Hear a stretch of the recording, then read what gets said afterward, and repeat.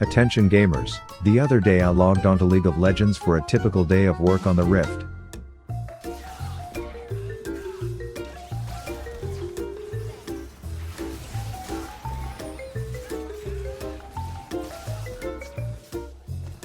Defeat. But instead of following my usual pattern of asking for more pain, today was different. Why stay in this 15-year abusive relationship when there are other attractive candidates on the market? I needed a break and just had to decide on which game to play. A game that was made in 2008 before the era of ChatGPT tricking me into thinking I've been talking to real women was the game I needed, and just to double down on the amount of time I would be wasting by doing this, I would also be playing the hardcore version of the game. Which, outside of a word I type into many search bars, is also a mode of this MMO where if your character dies, you are done and all the time you've spent on it goes to shit. What could go wrong? I knew that a no-name who goes by Soda Papa or something would be creating a streamer guild with Mr. Kiff, which was clearly going well. He's not dead. He's not dead. I know. 3, does he understand? Does he f***ing understand? You're both at fault. You are both at fault. I do not give a Why? He's a coward buff. Oh, God. Okay, I'm gonna go up. And I figured I'm a regular to the big stream world, so I'd shoot my shot. Who is this Rav guy? Is it the League Rav guy? I don't know who the fuck Rav. I told him I was kind of a big deal in the most toxic community online, to which he said, "A bad player at this." All right, I've seen enough. This is good enough. All right, Rav, you're in the guild. Welcome. So it was set. Don't worry, during the days I will still be clocking my hours making League of Legends videos. After all, I need that Raid Shadow Legends bag, but at night I will be going by a different identity. A dwarf hunter, aka the class most associated with people who have room temperature IQs, but they get to tame a pet, and according to data only 1% of them actually survive until max level, so there was only one thing left to do.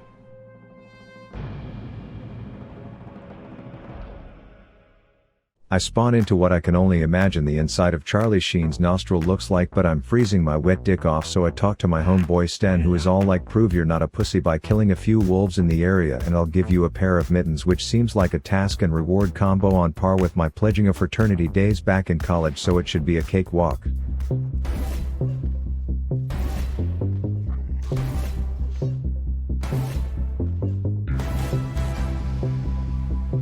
I popped my level up cherry in the process, to which it's customary to say ding in guild chat, and if you don't, you are doing it wrong. Everyone congratulates me, then homie Stan gives me my reward for euthanizing the ragged bitches. I picked up a cute dress in the process, so I was practically ready to start competing in women's sports. Then we got down to business. Some of the local lazy as fuck townsfolk were like, "We've got one hell of a trog problem. Rumor is Donna, one of the old dwarfs, had an ugly ass baby decades ago and they just left it out in the cold, but its ugly gene mutated, the thing replicated, and now there's these little short ape looking fuck faces that the dudes back at the village don't want anywhere near their wives, and it was now my problem to deal with these ugly assholes swinging femur bones at me. I run into a few dudes who set up camp out in the woods. I'm thinking to get a little nuts to butt snuggling by the campfire, Brokeback Mountain style, but he whose last name describes his facial hair tells me he triple dog dares me to genocide the village of trolls over there. He says if I get close enough I will see that they are taller than us, fitter than us, and they sound Jamaican, so they are probably good in bed and he can't have them near his wife. But despite me being concerned over why all these dudes are so insecure about their sex lives, I oblige nabbing me a bit of a slaughter sesh. He's like, "Dope, fist bump, here's an axe," which would be cool if I wasn't a hunter, where 90% of my attacks come from my gun, which coincidentally is named the same thing I call my side chick's ass. Think that's funny, do ya? Anyways, I meet my first sensei. He teaches me how to poison bitches among other things. I'm all like, wax on, wax the fuck off, homie, before I have my first interaction with a female. She wasn't the one. Then after eliminating the population of nearly every race that could have sex with the native dwarves' wives, I just have to kill one last troll. Now, as a League player, I'm not accustomed to the idea of other players wanting to help each other accomplish a common goal, but I give it a go and invite them to my party. The assassination of Grick near the cold goes smooth as shit, and to that I want to thank these homeboys Sabur and Penis Veins for their assistance. But at this point I'm feeling like I'm growing out of my small town roots. I'm able to pull so many trogs at once. I'm more outnumbered than a young Riley Reid on a casting couch, and after being able to finish each one of them off with ease, I figure it's time to visit Sensei one more time, tell him I'm out this bitch, and take my talents to the South Beach. or anywhere away from this cum dumpster wasteland of a starting zone. Turns out the only way out of my incest-ridden hometown is through some supposedly deadly tunnel, as every Tom, Dick and Harry is warning me against walking through. I can't get through the pass myself. The drugs in the tunnel are extremely hostile. So needless to say, my ass cheeks were clenched going in.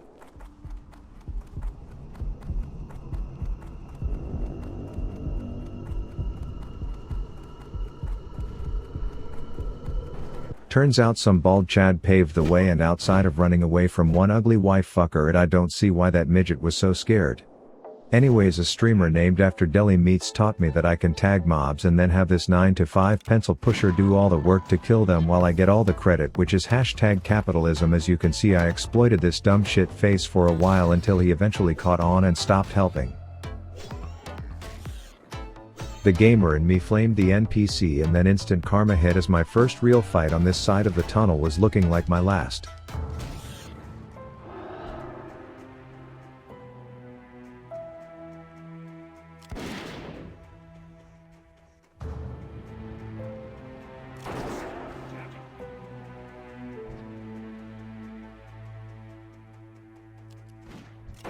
Not even close, baby. Then I hit the town, gave all the cousins their love letters from the pussies on the other side, and I was ready to continue my quest in the new land. Now, small travel tip: if you've never been to Carano's, don't. These were some of the most lazy drunken fucks I've ever met. They had me running around doing dog shit errands for them, like picking up the box of condoms that innkeeper Balim left at the campsite. Real boring stuff, and I was planning to leave and hit up that forest with the tall chicks when I saw the most beautiful piece of ass in a Yeti cave. Maybe I shouldn't call you.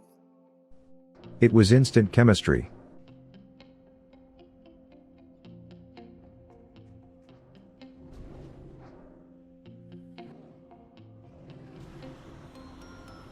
That is until she got some of daddy's bag, and then I was practically invisible to her, so I knew just the way to get her attention. Put myself in danger in a one-life version of the game, so she has to save me. It didn't work, and I've deemed tall Queen Sarah a gold-digging bitch because of it. Anyways, I met a dude named Tundra who had a tall ass. He left a box of nudes in a cave, and now some perverted elite Yeti was puppy guarding them. As a level 8, if something like this even touched me, I would be dazed, dead, and dicked over with a pissed off Papa Soda to report to, so I really only had one option. But I had a plan.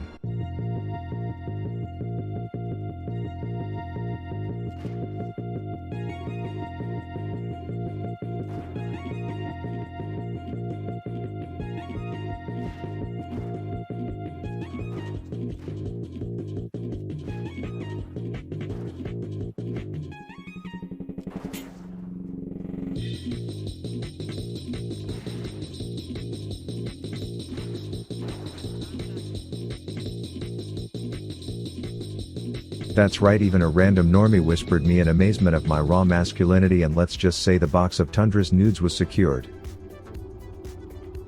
Now, to all the women in my life who said I was awful at finding that right spot, I'll have you know that when it comes to getting beasts to the literal perfect pixel where an NPC will do my work for me, I was a pro. I had my first run-in with a Chinese bot who stole a chest from me, and then after more mindless questing I hit level 10, which to those of you who didn't waste half your childhood playing this game is a big deal for hunters, because it means you can learn how to domesticate a beast to be your pet. First, you have to prove yourself fit to be a father to sensei by adopting a few temporary bastards, which is kind of like in middle school where they give you that crying doll as a lesson to teach you to use condoms, and in some cases here I even had to deal with the jealous best friend. Once I proved myself a responsible parent, it was time to find my soulmate, and I already knew what I wanted.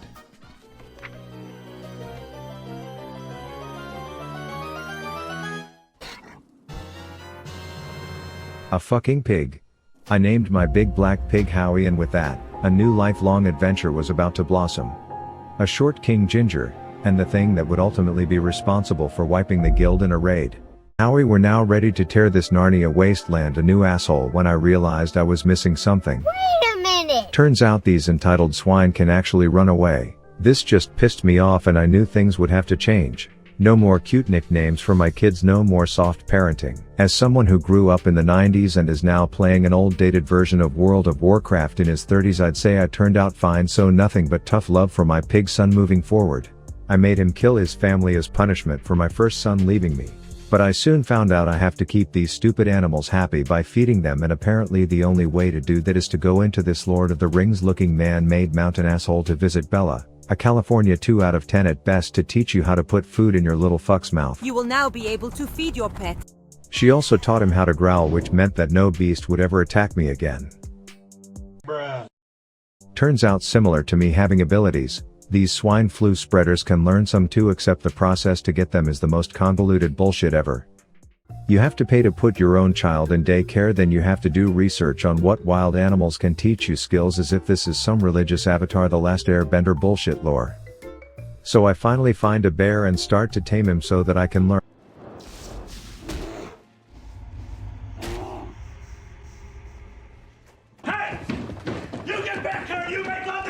Then I have to find a whole different species to tame so that I can teach my own remedial child how to bite, and apparently the only type of wolves that know this are the starving kind who have watched way too much Mean Girls movies growing up that they only patrol in groups. I had to execute 200 IQ strategies to divide and conquer the group straight Napoleon style, kill off Regina George, and then ultimately tame the orphan basic bitch all so that it could teach me bite and I could train Howard. Except for the fact that he didn't want to learn bite and he was too stupid to learn claw. I had to build something called loyalty level before he would use his fucking mouth, so I made him genocide his entire family. Every time he would be hungry I would feed him the meat of his dead relatives until finally, the walking piece of bacon learned how to bite. So in 45 minutes of making zero progress on my own journey, I taught an entitled pig how to bite. Great game design, Blizzard. Now if you paid attention in history class you know about the famous shot heard round the world, but if you didn't, it sounded like this. And this. And this. And I was sick of my ears bleeding after only 11 levels of this, so I made a deal with a pig-tailed midget to send me to the land of the big sexy elves, where this tall drink of milk taught me how to use bows so the classic WoW ASMR could commence. Sweet and sour sauce on my pussy. She also told me a chode with a seemingly made-up name in the Forge of Irons can teach me how to hold the big axes, so I made a quick stop at Bullywhiff's place on the way home. Supposedly there's a sophisticated subway system in this game that is safe as long as you don't make eye contact with the homeless hoodlums down there, and the ride is full of dank scenery. This took me to Goldshire, the town known for being the biggest hangout place for players, for its appearance in a South Park episode, and for housing the most cringeworthy role-playing scenarios. But as I was just taking Howard for his morning walk, because I now know that little shitter will run away if I don't give him a good life, I stumble across a wanted poster. Hogger, I barely know her. Hogger is basically the final boss for most 9-year-olds' WoW experience. There's only 55 creatures who have more kills to their name, and while I wanted to ask for help, I know some guy with perfect hair on the internet would say something stupid about glory if I did, so there was only one thing to do. Oh shit, not good.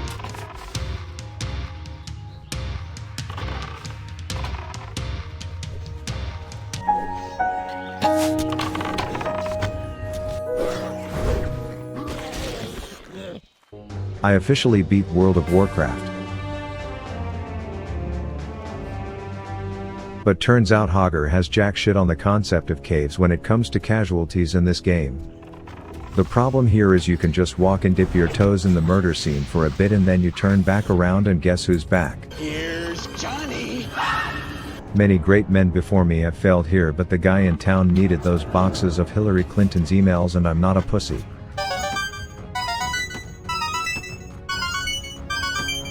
Side note: if you run into me in the world and don't pet Howard, you are essentially dead to me. Anyways, after a bit of casual everyday small talk with the normies, I was on my way. But here's the thing, I was here, which is here, and I needed to get here. This meant the next hour of my life would consist of running through tunnels and crossing very dangerous zones. At one point Howard fucked around and most definitely found out.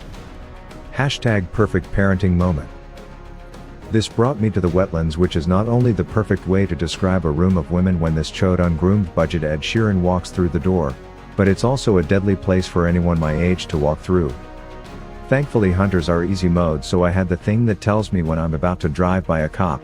Plus I was nuts to butts with this big piece of eye candy the whole time, so I made it with ease. All that was left to do was board the Mayweather, put on my Christopher Columbus cosplay, and I would arrive in the wrong fucking city. After a totally not frustrated Google search, I found the right boat.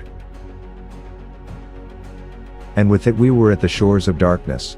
Now I guess word got out that a voiceless faceless League of Legends YouTuber would be making a documentary on this guild's journey, and now all these big shots started joining. They could have made a movie about this man's death in hardcore and it would have sold more copies than Barbie. Then we had Ozzy, a man who knows both the feeling of reaching max level and also dying at max level because he can't keep his damaged dick in his pants. Turns out the seasoned fame boys of HC WoW have something known as streamer bennies, while they tag mobs and then have multiple max level characters kill them at just the right point to give them full experience, resulting in a highly calculated, super optimized, efficient way to level up.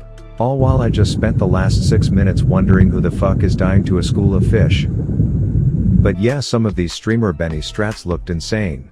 I saw one dude and his friend going full blown Hitler on some harpies, and this hidden tech got him to level 18 in just over 4 hours.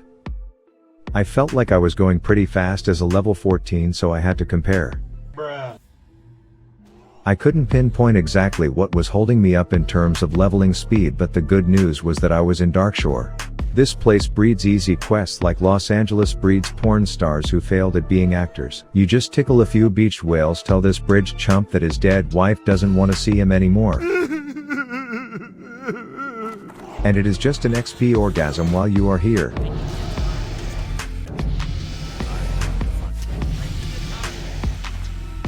At one point I ran into Ampy doing his streamer Benny strat, and as a guildie I figured I would go introduce myself.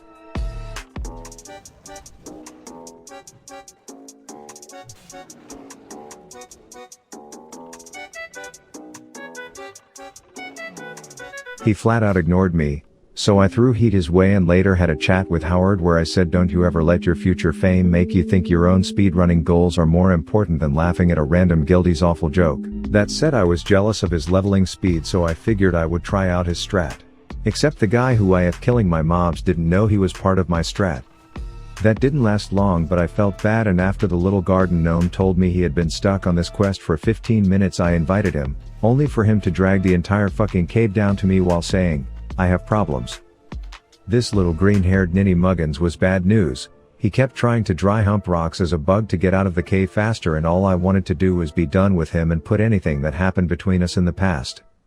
But Howard and I had business to attend to on the other side of Azeroth. I entered Westfall with one objective. To find a Defias Trapper. This is known as the most deadly mob in all of hardcore WoW. Outside of falling or drowning, no other thing has taken more lives and wasted more virgins' time than a Defias Trapper, and there was only one thing to do.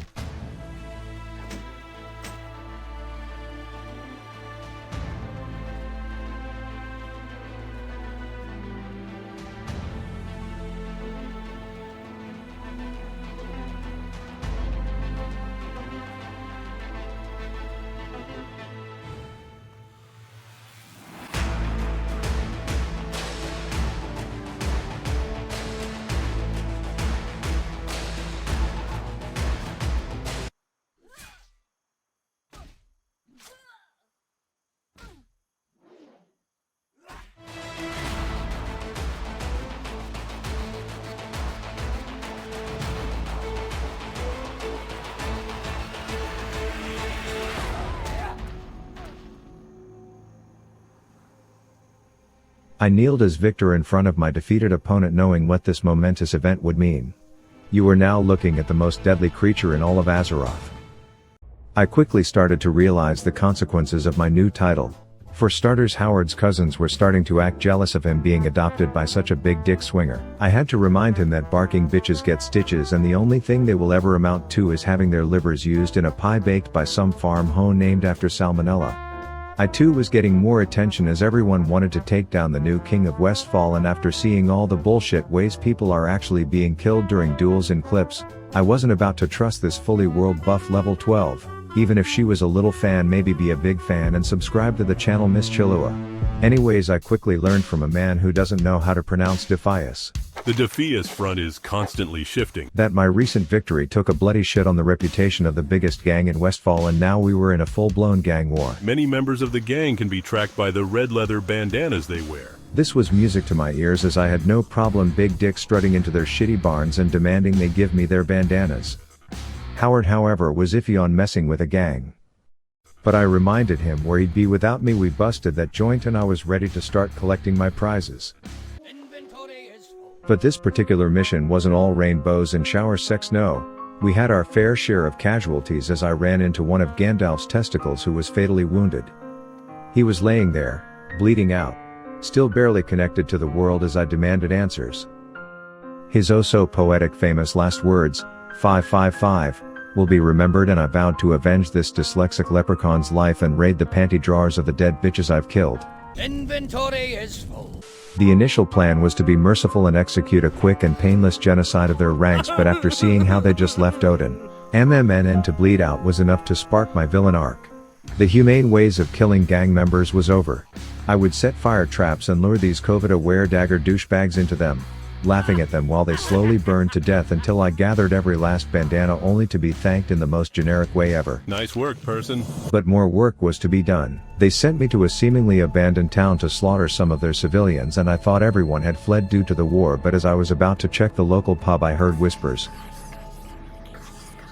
Turns out a surprise party featuring my own funeral was planned, and I wasn't about to RSVP yes with my +1 to that.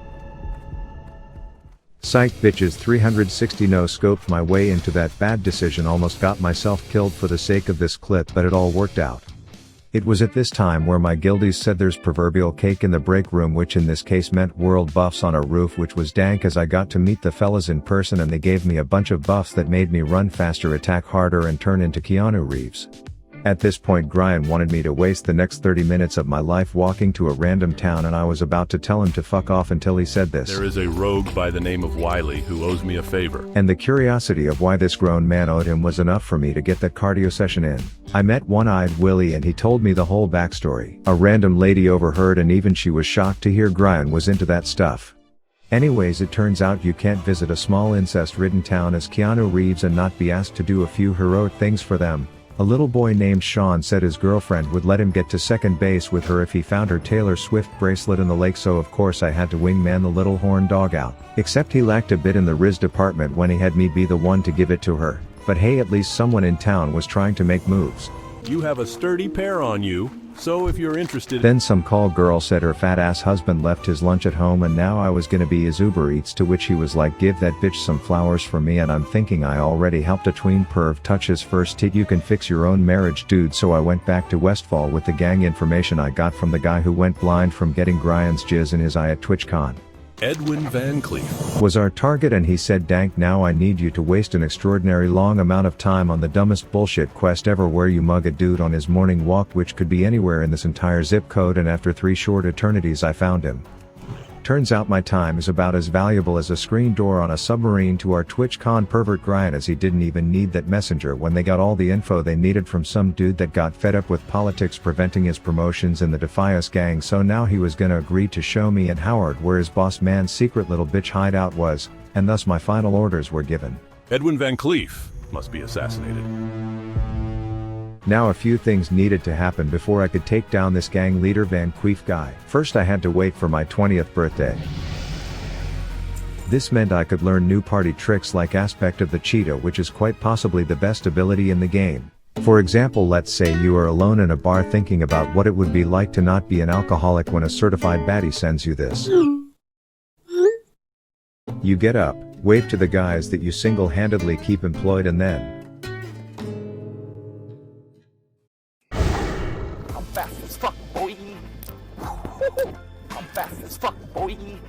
except when you get there she's actually not alone, and there's also a fucking child, and Chris Hansen is there in a hat.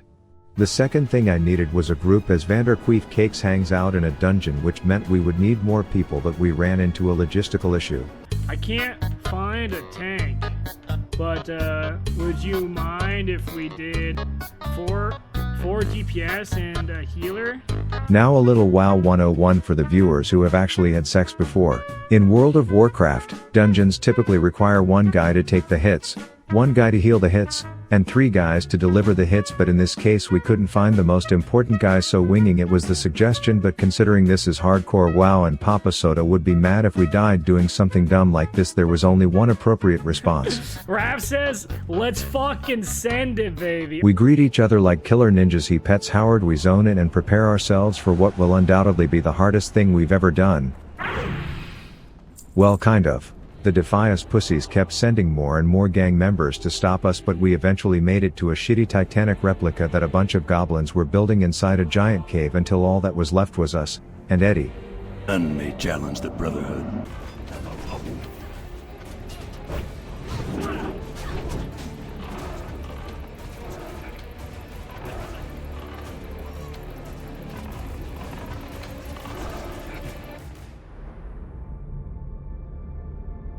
He fell with ease as he was no match to our 5 gamers hyped up on power gum, and as I approached his dead corpse, knowing that I just ended the entire gang war that was started from me naked bare knuckle brawling one of his peons, I would take his head back as a sign of my victory.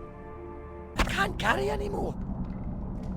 I'd like to thank the brave soldiers for their help in that mission tonight to give Only Fangs their first big victory in Azeroth, sending the world of Warcraft and all of its pussy NPC gangs a message that this guild, full of legitimate morons, will one day conquer all. Turns out our triumph in the Deadmines was followed by some dark times for the guild. Some of us were finding out the hard way that they aren't the only thing who can summon slaves to do their slaughtering. Others were learning that if something casts a single spell for 12 seconds, it's probably not gonna feel nice when it comes out. Young Jeffy learned that Horde city guards will attack you from bumfuck Egypt, and then others who had add-ons making their mini-map look dank and their action bars look like a lost and found table seemingly forgot to make use of the most important add-on, their eyeballs, and I think the realities of hardcore WoW was taking its toll on the well-being of the guild. This resulted in an emergency meeting where we all got called into the principal's office to hear this. How many people have died in the past day? Do you guys even give a f? Howard was struggling as well. You see, after news got out that he attended the Van Cleef gangbang, let's just say he was absolutely drowning in pig puss, but these Westfall hogs clearly aren't tested, so he was having gonorrhea shits every few seconds like they were hiccups but with herpes. I was starting to learn more about how the WoW community behaves. For example, when someone has a tag on a quest mob you need, they will either A, ignore you because they are a Chinese bot, or B, total Giga Chads stop their kill in the middle of the fight. CC the Barney cosplaying Murloc while they remember how to invite other people to their little murder dates so you can get credit, and I think these are the people who should be recognized.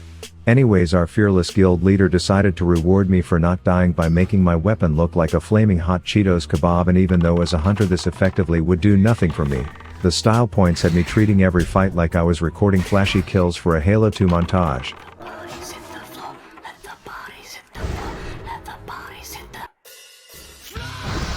I had some loose ends to tie up in the 50 Shades of Grey forest, starting with the genocide of these thugs who had a fetish for saying weird shit as you killed them. Mommy! But in reality I was there to apparently grow old and die wondering how the hell to do this quest I was on. I euthanized at least 2 baker dozen of those shitters. My mini-map looks like the grammar police had a group orgy on it. Looking into this bowl wasn't exactly helpful. How hard I should get. And these books were trying to grab a handful of dwarf dick every time I walked by. I decided to just move on, an uneducated man, and challenge myself to what my guide warned me was a quest that is too hard to solo, and I soon found out that's because it's almost impossible to not die of boredom watching this short King Joe Biden just walk around in circles trying to remember his own name for 20 minutes looking for some old pelvis bone only to remember he left it at his side hoe's house. I gave him the name of a dementia medicine and decided I had about enough of Dark Shore and onto a city named Astronar, emphasis on the ass.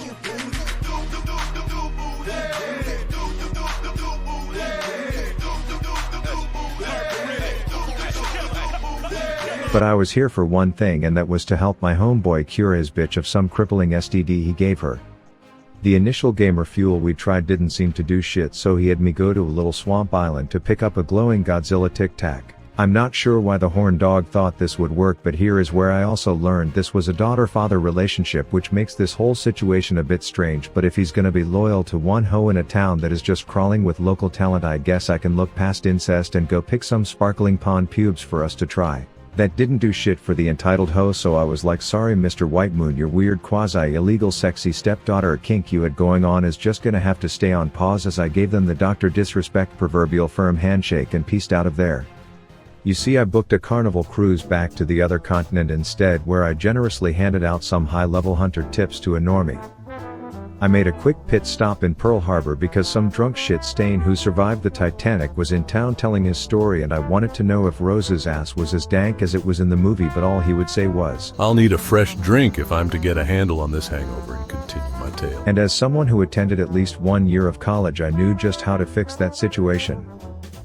It was around this time where I think I survived my first assassination attempt. Now I want to note that if you ever see someone struggling out in the world because some giant terrifying pew bush of algae whose favorite game is apparently peekaboo wanted you to euthanize a bunch of ratchet rabbits, the best thing to do is run up there and give her some emotional support.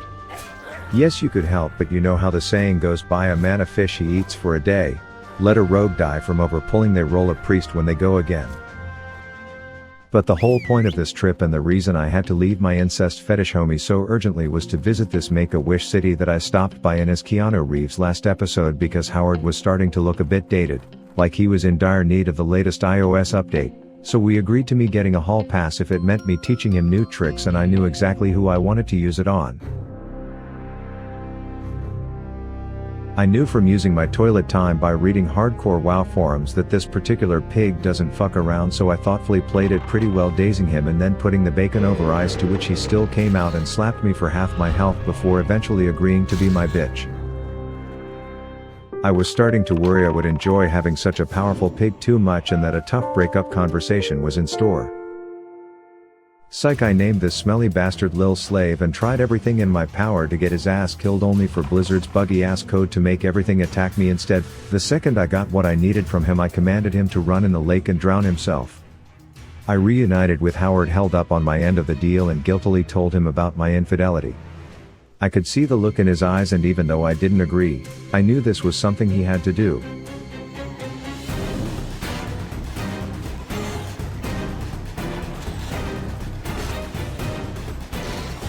Until some fucking good Samaritan decided to come and completely shit on Howard's glory. But we all know who would have won that fight, right guys? But Howard's revenge aside, it was a big day for us as we had to attend our first streamer guild meeting.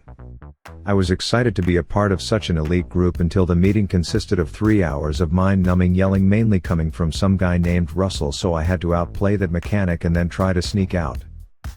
But Howard's growing fame had me busted, and I wasn't going to deny him pets from this chick, so I went back and learned my lesson and never tried to sneak out of that meeting again. A few moments later. We might have to get out of here.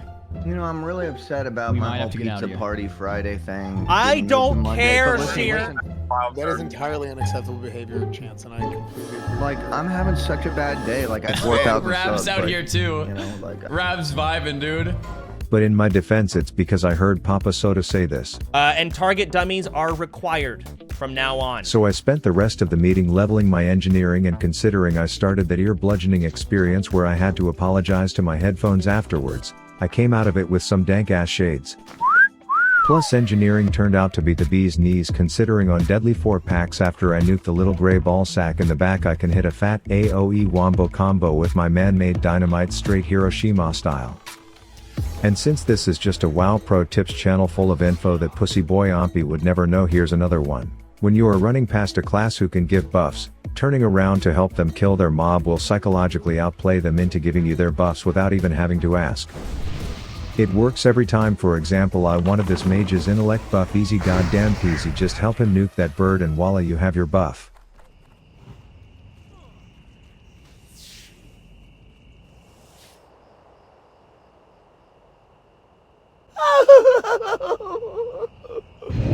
Anyways, it was time for me to lose my Duskwood virginity, which in this case meant having to turn the brightness on my screen just about to max settings so I could see more than 10 feet in front of me. Turns out Fitch's BFF is now a hermit who needs help wiping his own ass, not to mention Joe Biden's speechwriter lives out here. I can't escape them. Monsters in Raven Hill, and oh, couldn't be, only harmless jitters. I quickly learned that while in the US you drive on the right side of the road, and in some EU countries you get the left side of the road, but in Duskwood you stay the fuck off the road entirely because of a big walking Godzilla sperm cell named Stitches who kills more World of Warcraft gamers than the concept of loneliness itself. He is so deadly that one of the 4 hardcore servers was literally named after him, and you can always tell when he's around because you'll walk by some bitch and notice she stopped and turned around to see what happens to you, and that's when you should immediately know that the patrolling jizz rag is close. And while me and Howard might not be the heroes that Darkshire wants, tonight, we would be the heroes that they need. Psych, it was all for the clip. Take notes, lazy ho, that's how to be a proper hooker. And while I promise you'll see the epic battle with the Stitch bitch soon enough, I had some dangerous matters to attend to before. I first had to find the proverbial Vladimir Putin of the Red Ridge Canyons, euthanize the rabbit and bring its paw back to some bumbling muppet, and while this mage wanted help, I wanted my glory, so my plan was to path through the low-level simp bunnies in a way where his younger ass couldn't follow, but he arrived in time to ask me to make this assassination into a group project. I remember how I felt when that Chinese bot gave me the shaft on the beach, so I let my people-pleasing personality get in the way of glory, but I figured I would get an intellect buff out of it, only to stand there waiting to be blessed like I was speaking a different fucking language before eventually deeming it a lost cause, just confirming that the biggest noobs play mages in this game. Outstanding! Anyways, the leveling guide that my virgin ass paid money for was now telling me to skip the next quest if I lack confidence, and I'm thinking clearly Tommy Salami doesn't read the papers if he thinks that I think I'm a bitch, but I quickly learned it's because between the groups and the patrols you can quickly find yourself in a worse spot than a raw cucumber in an all-female prison, and this proved to be the case during one fight, when Howard chose to be negligent after I told him to come back to me, deciding to invite the entire neighborhood over to say hey, and this was going to be the end. I thought my piece of shit pig was low. I had 2 on me with a caster coming, and there were logistical issues with my escape route, but that's when I remembered the wise words of Papa Soda. Target dummies are required. This bought me enough time to survive, and even though Howard wasn't as lucky, a sexy elf who identifies as a cat agreed to be my interim pet until the battle was over. Needless to say, I expected more out of Howard, but I also knew I was just as much to blame for being a bad trainer. This was where I lost my macro writing virginity, jotting down 2 genius lines of Elon Musk quality code that will one day save me and my raid from Howard's occasional attitude problems, and like a true software engineer I had to test my code. Howard sendeth, Howard come backeth, I would say, to ensure it would work, and after 2 minutes of feeling like a code hacker genius, I was ready to fuck up Fanglore. This quest is supposed to be hard, but something about the adrenaline from my near-death experience and the confidence I got from writing code so good it could probably self-drive cars with a few more lines, this whole battle was easy breezy, beautiful cover girl. But me gracefully moonwalking through content was about to end, as my own survival was now going to rely on some random normies I hired off the streets to fight in the Red Ridge War against these trend-taking ogres, and considering our first pull was less organized than Asmongold's bedroom, I had my concerns. The mage was polymorphing targets with 3% health, and the warlock was playing his own solo adventure and fearing his mob into other orcs when he wasn't too busy disconnecting from the McDonald's Wi-Fi, so let's just say we weren't going to be pushing arena raiding with this motley crew. But as a League of Legends player, I'm used to dealing with inbred donkey teammates, and so I figured I would just show how equipped I am to properly lead in a way that Ompi could only dream of. Assassination numero uno was in the books, and my second task with these twerps was to loot orbs off of the jacked ones wearing dresses. 1, 2, 3. But for a lack of better words, shit got real when we entered the castle. Another group was trying to rescue Fiona slay the dragon too, and I decided to be chivalrous while arranging a safe plan to collude so that everyone would get their nut. This was great until we somehow nabbed the tag and they got pissy and decided to flee the crime scene. What started as a 2-group raid to kill a single elite mob was now a board-certified fuck fest, and there were about to be casualties. The startled Muppet was running away from us and behind walls, making any chance of receiving heals a pipe dream. He had 2 on him with 4 health when I randomly had a revelation. Target dummies. I pinned that shit like a tail on a donkey, watched the focus target of Angry Orc number 4 swap to it, and I'm proud to say, we all survived the epic shitfest of Stonewatch Keep. Legend has it that other group who abandoned ship is still fleeing like vaginal cowards to this day. Pussy! At this point I had to head back to the laggy city because some shit was going down in the Stormwind basement and some arrogant douchebag needed help. You probably won't make a difference. Turns out the refugee defias shitstains from the gang war I won in Westfall were captured and being held down there to serve as the presumptuous royal family slaves, and yes, I'm allowed to say that because they were all white. The orders were to slaughter these shitters, and aside from a slight disagreement on how fast or slow we should be doing it, as if my group was a married couple arguing in the bedroom, the mission was a great success. I must say, after a half hour, I hardly expected you to come out. I wanted to tell that one-eyed bastard that it was actually only 23 minutes, but after having successfully led 2 teams through group content, I had some words for someone else.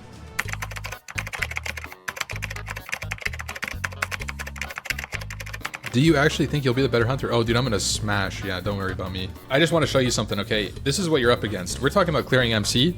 Now for those of you non-WoW players, his response in the form of a flex was not only like repping a proud badge of unintentional celibacy, but it was also pretty much the equivalent of showing that he scored a 1600 on his SATs, and effectively no one in the world has done better. But what he didn't know was what he was up against. Dude, yo, Rav is, what the fuck? This guy Rav is juiced. That's right, a blushing hunter who may or may not have run out of arrows and had to resort to playing melee hunter for half the dungeon, to which I still top charts bitch, so all I'm saying is it's going to be lonely at the top, for me. Meanwhile, my other guildies were throwing a raging house party in Goldshire when Papa Soda was out of town, and considering the amount of drugs and sex that was taking place, some of the officers were not happy. We are in OnlyFans, man. Take some pride in that. And as a role model in this guild, I just want to say I don't condone this partying behavior, and I'm disappointed in anyone who was there instead of leveling. And seeing how our fearless leader knew I was grinding my short dwarf dick off instead of partying, he met me deep in the moist marshes and gave me a gift.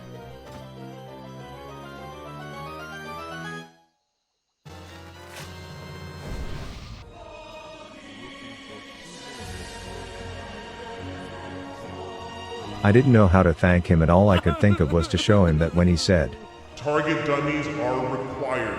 I listened. Now, since I know my audience isn't all WoW geeks, let me explain the reason why I was jizzing my pants over this item. For starters, it was purple quality, which outside of some rare super virginity scenarios is the best type of item you can get in the game, and second, it was a weapon. The combination of these two things meant that it would sell for over $1 to a local bow connoisseur, and I'd be 1% closer to getting my mount. Farewell. It was also around this time that I hit level 30. This meant I could meet up with a slender male elf sex doll in the middle of bumfuck Ashenvale to learn an ability called Feign Death. And the best way I can describe why this is valuable is that I can now tell a diabetic deformed penguin that his chick has a fatty and then be like, "Op, just kidding homie," and he won't want to beat me up anymore. If people want to ignore Howard and his contributions, I can now let them hit voicemail and say, "You will be dealing with my pig from now on." Anyways, I had one final piece of business in this fantasy land forest, and that was to finally help my homeboy cure his daughter/stripper lover of her AIDS. He claimed this was finally the medicinal fix to her whoring around. I wasn't impressed, but I couldn't stay any longer as I had to meet up with a few guildies for an organized coup against the civilized pigs in the Razor Fen Crawl. But as we were waiting, I was presented with a proposal. A duel to the death, guildy versus guildy. Loser will have to delete their character.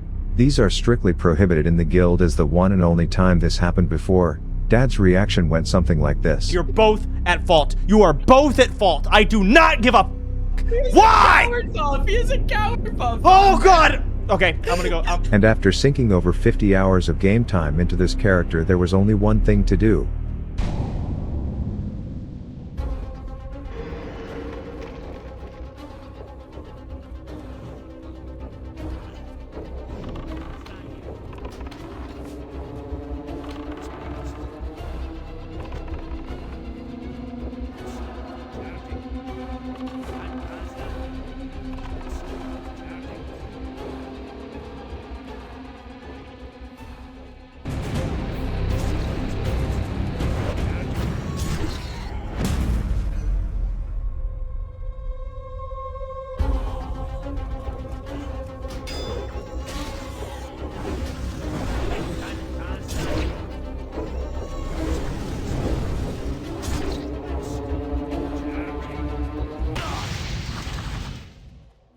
Some may call it the start of a villain arc, others may say it was heartless, but everyone will now respect Rav's wrath.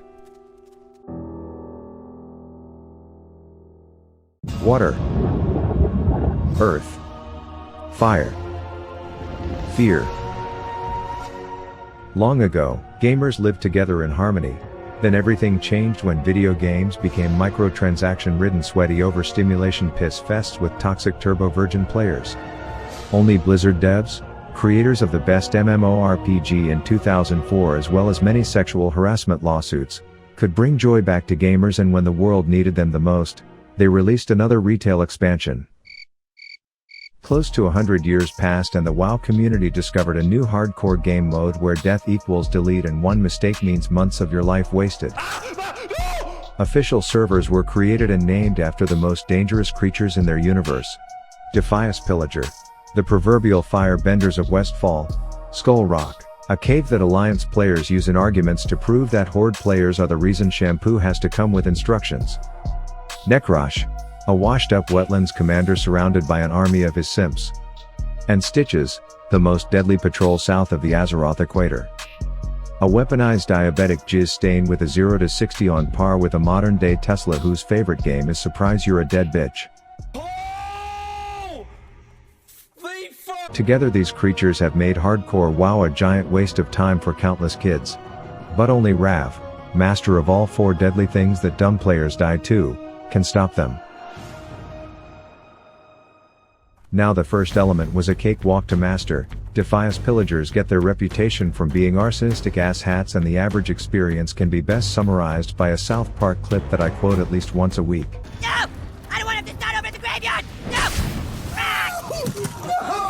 But unfortunately for Miss Sizzle Tits here, I've already killed her boss's boss when I was still a wee little lad, so her attempts were nothing more than laughable. Back to Elwyn for you, bitch. Mastering Skull Rock was equally as uneventful as a YouTuber boxing match, as I was basically the LeBron James of dwarfs entering a Catholic grade school dribbling contest, to the point where none of these orcs from Mordor or their blue bitches even wanted to make eye contact with me on my way in.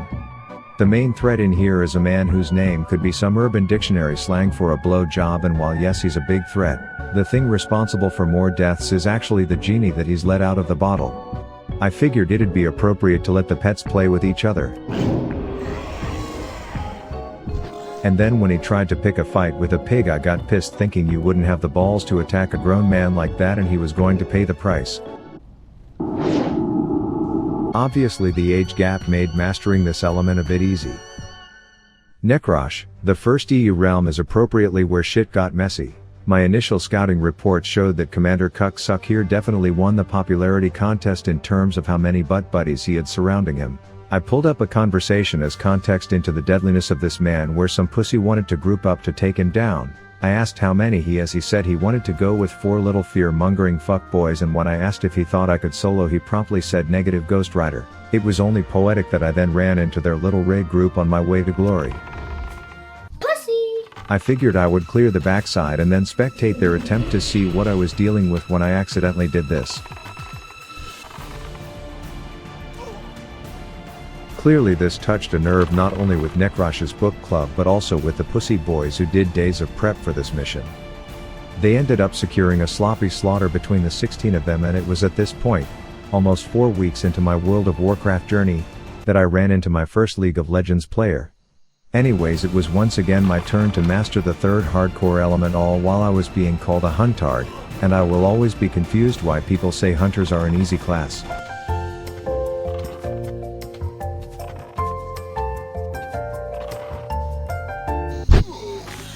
I nabbed me the cabeza for my credit, and then because I'm petty I shared my triumph with the league player. And then there was Stitches. The hardest of the hardcore elements to master. There's no one that solos Stitches. That guy's impossible to solo. This weaponized Godzilla sperm cell has a body count that can only be rivaled by Logan Paul's fiancée. No sane human attempts to kill this, as the local town lives in constant fear of him getting the munchies, and most conversations with this jailbroken ball of jizz typically result in a target dummy angle where you just hope to have gotten enough distance by the time he starts chasing you again. After how easy mastering the first 3 hardcore bosses were, I went into this with confidence.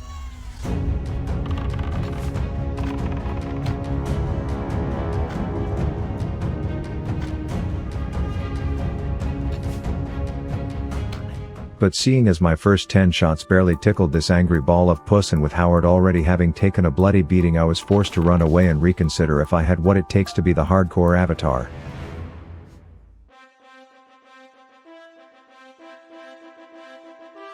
I went full-blown pimp my ride Howard edition. My uncle started infusing my items with pheromones and all sorts of little bitch buffs, all for my rematch. A local pastor gave Howard the stamina he would need to be in the ring with that monster, and then there was just one last thing I needed. Given to me by Papa Soto himself, who at this time was learning that I was about to fulfill my destiny as the hardcore avatar. Fucking Rav is gonna try and solo Stitches like an idiot for his YouTube channel. And when he realized there was no talking me out of my decision, he took the next bald eagle straight to the local town to watch. But he knew he was not allowed to help he who's destined to do this alone. I will let him die.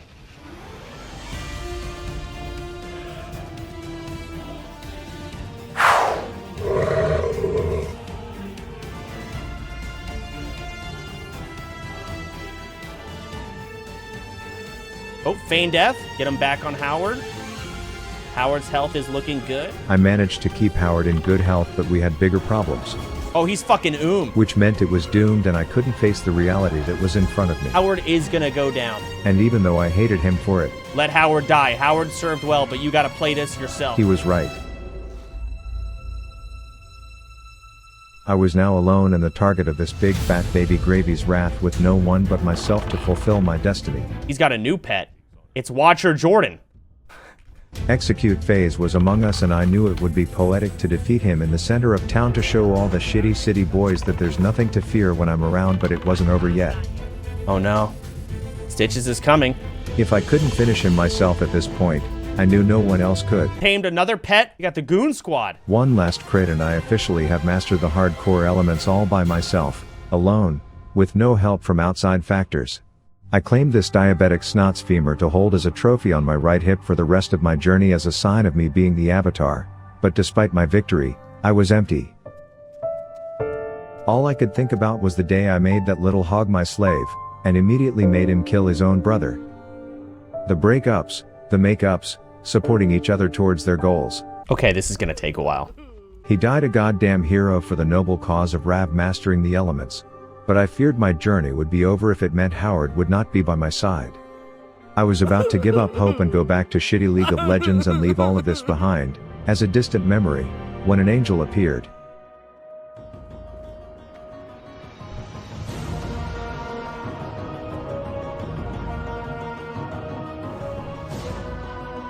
Together with Howard, Rav the Avatar was ready to save the world of Warcraft.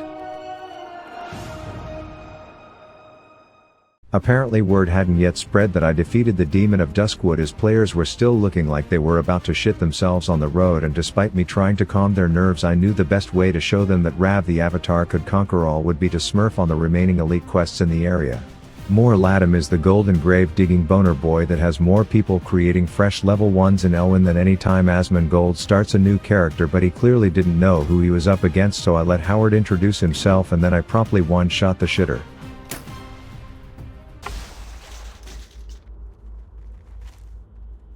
Then some undead David Blaine was apparently spooking couples in the bedroom of this house, so I went up only to find out he was currently taking a meeting, so I figured I would let these scrubs build up their confidence by taking him down themselves before deciding that I deserve a little credit for at least being there. But this is where I realized that the lore behind some of these quests is beyond fucked up. Place his own heart within the bosom of his dead spouse. So just to summarize this random quest, a psychopath somehow removed his own heart and shoved it up the asshole of his dead wife, and now for some ungodly reason the people in town want it. I found the grave as Howard was like, bro, it smells like ass here, and I was like, well, according to the disturbing quest details means we are in the right place, so I tickled the dirt, hit a bit of parkour, and then killed that freaky fetish bride. The thought of digging through her dead colon to get her husband's heart was disgusting, and Howard sure wasn't going to do it, but I knew the townsmen would sleep better at night knowing I had. You've done it! Just to confirm, this praise wasn't because I slayed the jizz-stained final boss Stitches plaguing their town. You have done a great thing for our people, adventurer. It was because I dug a dude's heart out of his dead wife's anus. Your name will remain in our annals forever. Anyways, I ran into a little gnome whose name could describe my entire WoW documentary, but then I managed to get triggered by my first escort quest in the game. game. Please help! You see, this douche was clearly having a case of the Mondays. I figured the dude would be eternally grateful that I saved his ass from being eaten by a tribe of mutated apes and literal alligators, only for him to act like fucking Prince Harry being escorted into his daddy's coronation. I had some choice words for him, but the dude wanted no part in the mission to save his own life apparently, and while being toxic towards an NPC may have not been my proudest moment, I felt he needed a taste of his own medicine. It was at this point where whoever wrote my leveling guide must have decided to phone it in one day, since it was just like, hey yo, fuck it, I don't know, go kill some shit for an hour. And while the fastest levelers would have accepted this, thrown some hentai on the second monitor and then grinded it out with a half chub for the next hour, I chose a different route. You see, there's a chapel in the big city where a priest has been entirely too happy to see me since I was a little boy, but in the basement there's a dude dressed like a hibachi chef who is all like, bro, your guide wants you to waste 45 minutes of your life killing beasts? Nah, I'll save you from that boredom, just follow these steps. First, take a flight out of town down to that bay named after a literal ass. There I've arranged for you to take a transatlantic cruise. Don't make eye contact with the others on that boat, as it's known to have some weirdos. Once you're there, you will take another flight on the Kalimdor Airlines, but this is classic WoW, so there's no direct flights to where you're going, so you'll connect through a town that's not exactly on the way. There you'll meet my gay lover Anton, and he will tell you about our old book club called the Scarlet Crusade and how we left because of their obsession with bowling. He'll have you spend another 10 minutes walking through quite possibly the ugliest zone in all of Azeroth until you arrive for your designated skeletal slaughter. He'll be like, there's one small catch, I need you to kill 30 of these in a zone where only 6 spawn at a time, so I hope you remember to twiddle your thumbs for a bit, but once you do serve that snooze fest, just run the 17 miles back up to me and enjoy the scenery that can best be described as if a microscope zoomed way into an infected sperm cell from a man ridden with AIDS. Make him happy and he'll be like, dope, now take another no direct flight back to that ratchet ass bay just in time to miss the next boat. When you arrive back to the boardwalk, you'll just have one more super short flight to your last stop. Stiff, jet-lagged, and having already wasted more than the hour you would have spent killing beasts, you'll get debriefed by a dude who is working on his cement driveway cosplay transmog set. He will tell you that the next part of this gigantic waste of time is to find a group of people, and that you'll probably need to spam the entire server looking for others, only to find a warrior who says he can't tank, with the plan to just not tell him that he's the tank, while thinking to yourself, what's the worst that can happen? Then you and your new group of butt buddies will need to spend another short 20 minutes walking through a dangerous zone, sneaking around the back of horde capital cities and parkouring in ways that not everyone can keep up with. And after close to 2 hours, you will arrive at the most corrupt book club in all of the Eastern Kingdoms.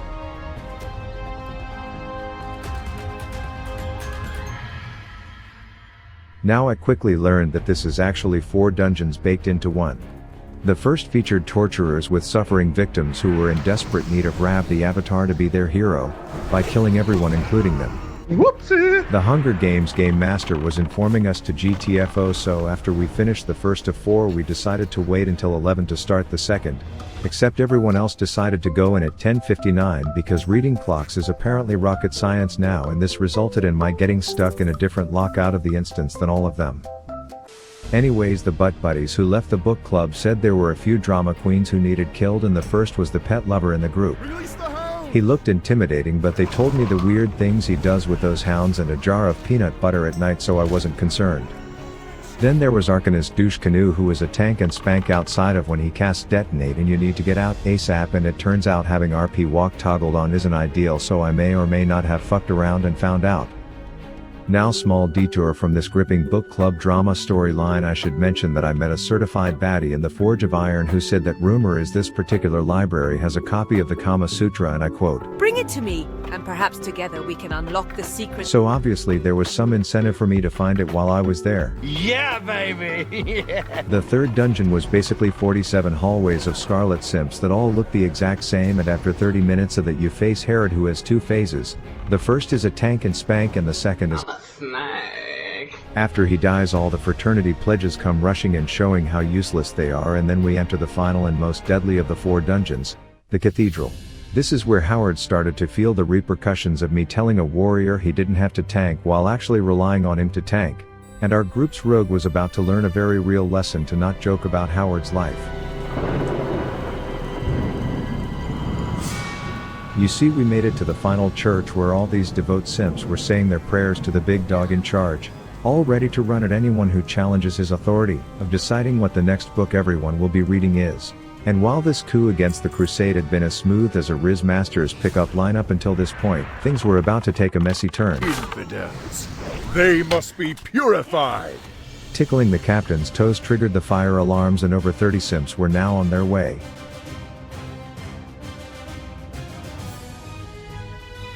I looked back knowing that this would be the last time I ever saw our healer alive. The crusade demanded more casualties, and my tank, who didn't think he was my tank, was in line to be next. I prepped a last-ditch target dummy knowing it wouldn't do shit, but I wasn't the only Fangs member thinking on their feet, and Patty managed to spare his life. We paid our respects to our fallen comrade and vouched to avenge his death. The only issue was we now had no healer, a fake tank, and 2 people who didn't know this fight.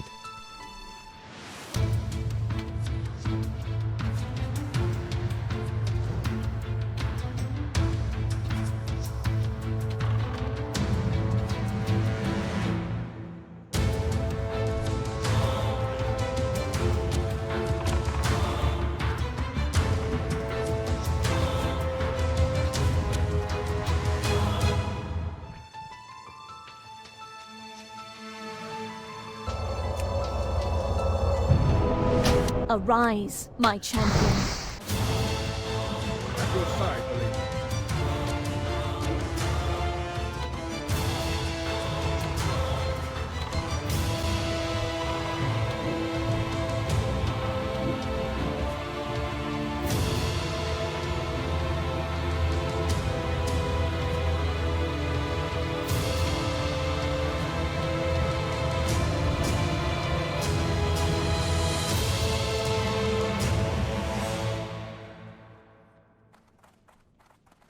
I went back to cement-covered Sammy to tell him that that drama-filled book club is no more.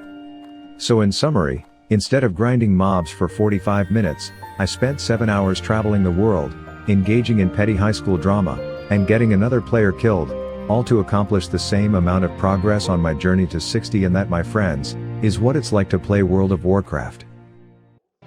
Turns out the death I witnessed in my dungeon had jack shit on the sadness of another death from our guild.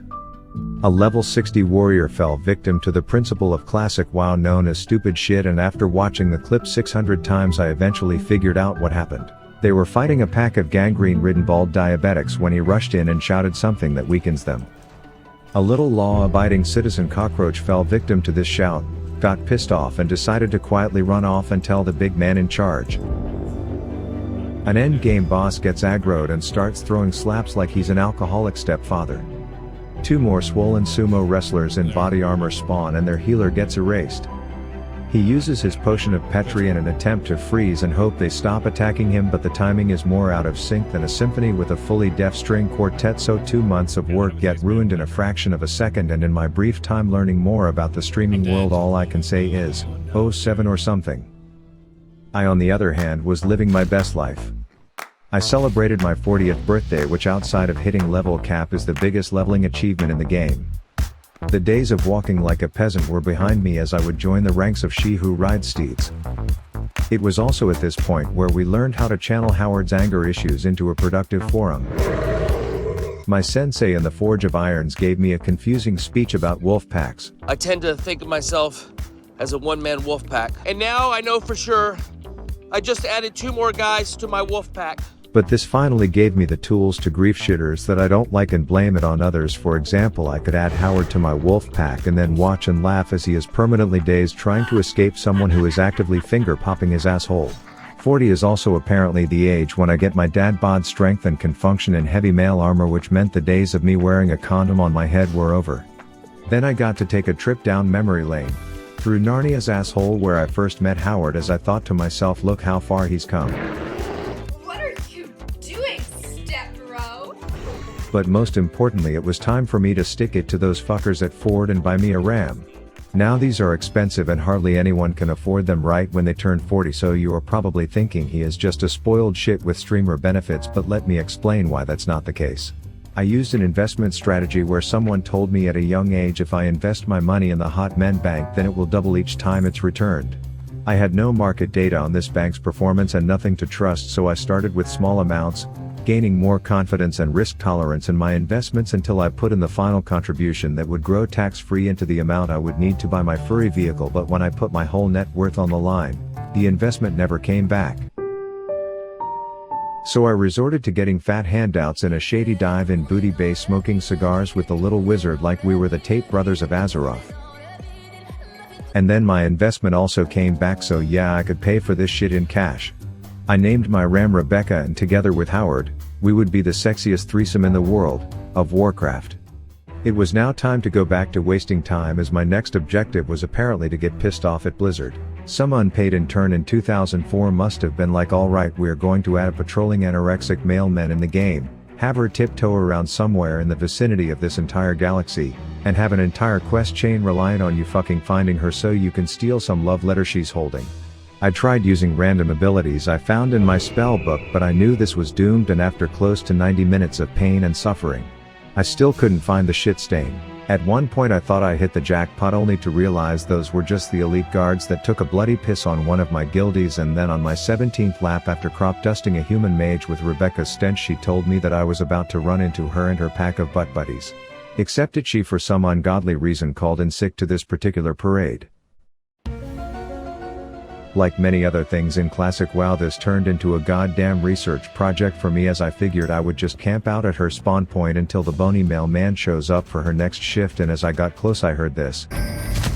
Which I'm conditioned like a dog to know means the mob I've been searching for since I was a wee little lad is near and marked as a moon, but I couldn't see it anywhere, so I deployed 500 IQ strats to send Howard in like a bloodhound, only for him to stop like an insubordinate swine.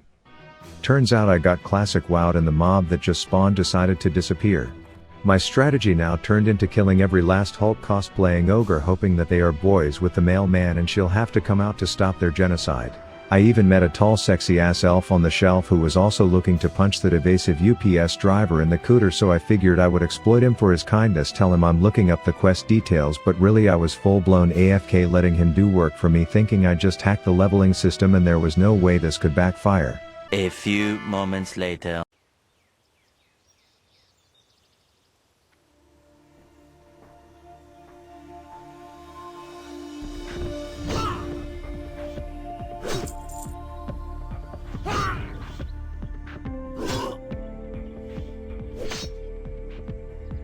My AFK arrogance was going to be the end of me, as while I was jerking off in the bathroom, my character was getting his ass kicked in. Howard was feeling too passive to defend me, and my only shot of survival was now this good Samaritan who wasn't looking too hot himself. The ogre was enraging, my health was dropping, and I was about to have the most depressing post-nut clarity in my life when I returned to my computer, but then.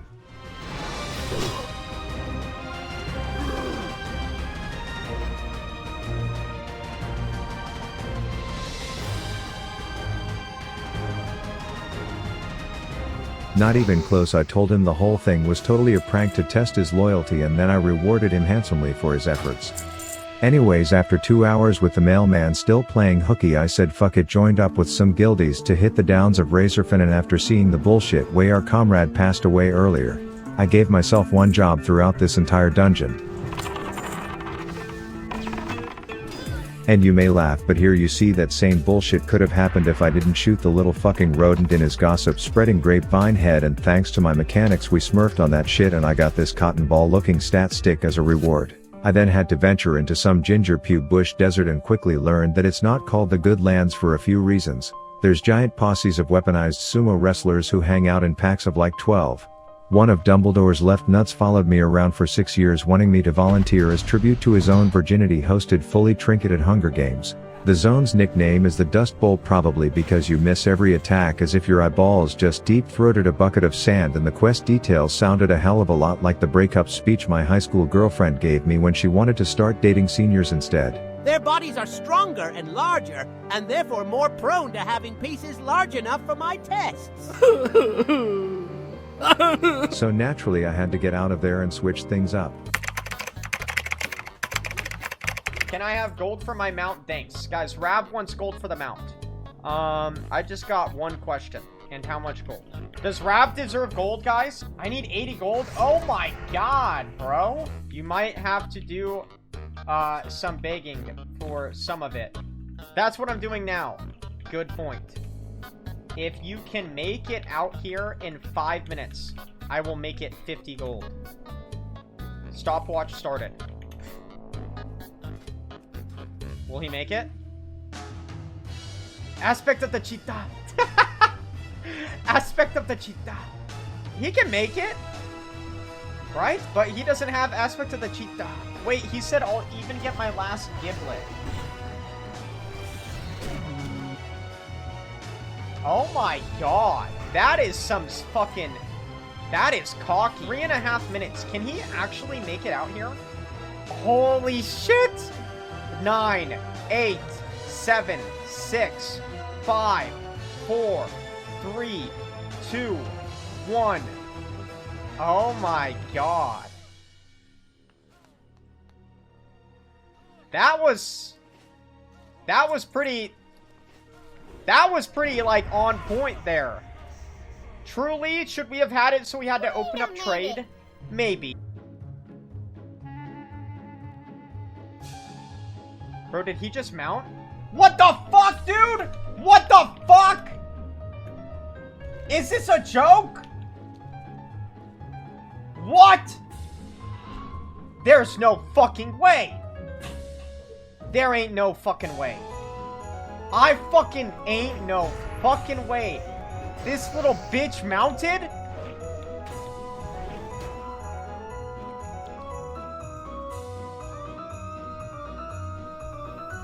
Nice mount. Did you just...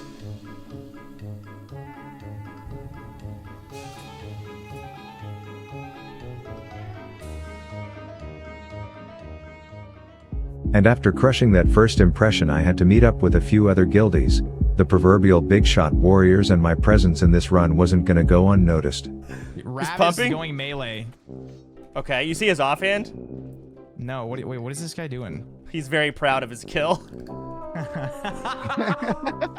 Dude, that's actually so badass. Like, he's throwing knives! Let's go, Rav! Did you guys pet Howard or no? Aspect of the pack, by the way! Glad you could join us, Rav. They also didn't notice that I needed on every single piece of gear that dropped that entire run, but when it came time for the final boss, things got serious. Alright, we're doing this old style. Careful. I don't even know this guy's mechanics, but I'm sundering. A lot of mobs. I taunted it. Alright, we got 5. We're getting the big sunders here. I can't do that yet. That ability isn't ready yet. Not ready yet. Oh, shit. Kill these ads instantly. AoE shout after that, usually. If you have retail, like taunt and then mocking blow and then AoE. Awake, ye servants, to bend the discs. I'm not gonna lie, I don't have taunt, retail, mocking blow. What else did you say? AoE shot. I don't have any of that bound. It's a lot of ads. You guys are the fucking tanks. Hello? Target dummy this. To my side. Execute phase.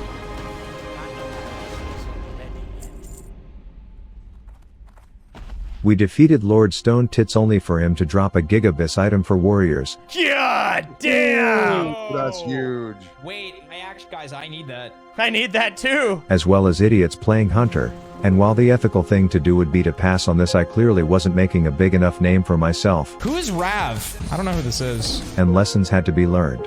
The fuck? Did you just ninja all that? He did. Bro? Psych, I passed on the Warriors Purity Ring. The last thing I want to be called is a ninja, as my plan is to be a team player in this guild, and I was about to prove this by avenging the deaths of my guildies. The first death can best be summarized by this clip that I took wildly out of context. I ran in there, pulled everything on purpose, said we're fine, and then we died. She died. Turns out she wasn't streaming, so you had to witness her demise from the POV of the kid who clearly missed when it came to his decision to attempt this quest, and considering the top of this boat looked like a Jack Sparrow cosplay contest, while he and the third they pulled out of Hogwarts daycare were struggling to appear threatening. Oh no, you're gonna die, you're gonna die! The healer got the aggro, which turned into this. No! Dad was less than happy to hear the news. No. I haven't even seen the footage. I haven't even seen the death. And what I took from the conversation is that this particular quest is too deadly to attempt on hardcore and should be skipped. Dumb, extremely risky quest. Everyone's warning you about this quest and you still do it. I tell you to calm down. You're going crazy. So naturally this was the next quest I wanted to do. But with the plan to apply the lessons from Soda's rage, like when a random normie asked to group, I remembered. You don't know who it is! You don't know this mage! Do you understand the difference between a stupid and a good player? And politely told him to piss off, only to learn not 15 seconds later why grouping with that shit stain indeed would have been a mistake. Anyways, the quest clearly says this. Take some of your most skilled comrades. So I'm not sure why Emmy chose to bring this when she heard that, but I was going to bring someone else.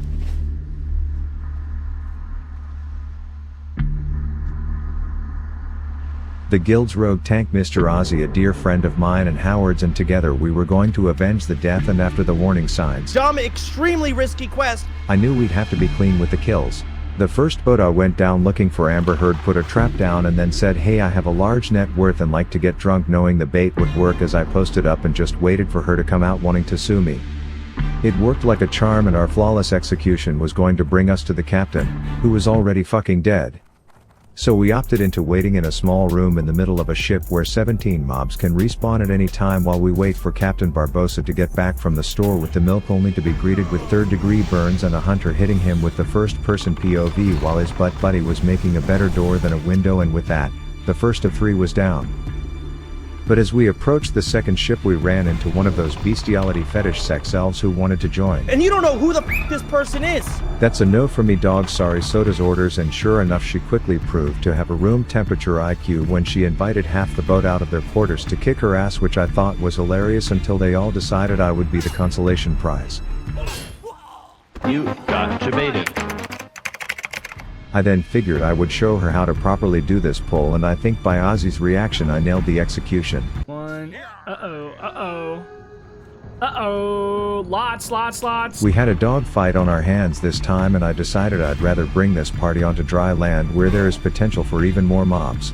I played a quick game of follow the iron grenading leader, then I shoved a Tide Pod up Howard's asshole and told him to bite the cosplaying cow, but there were too many, so I had to play dead on TV, let them give my rogue tank some attention and wither them down one by one. When I saw the second captain, I couldn't hold back my inner 12-year-old and said I'd tell everyone how he goblined these nuts before heading to the third and final boat. Now for the record, the proper way to execute this pull would be to request a private meeting with 2 of them before talking to the rest of the family, then put one over ice while you deal with the second, and it'll be the cleanest double homicide on this side of the Eastern Kingdoms, but I chose a different approach.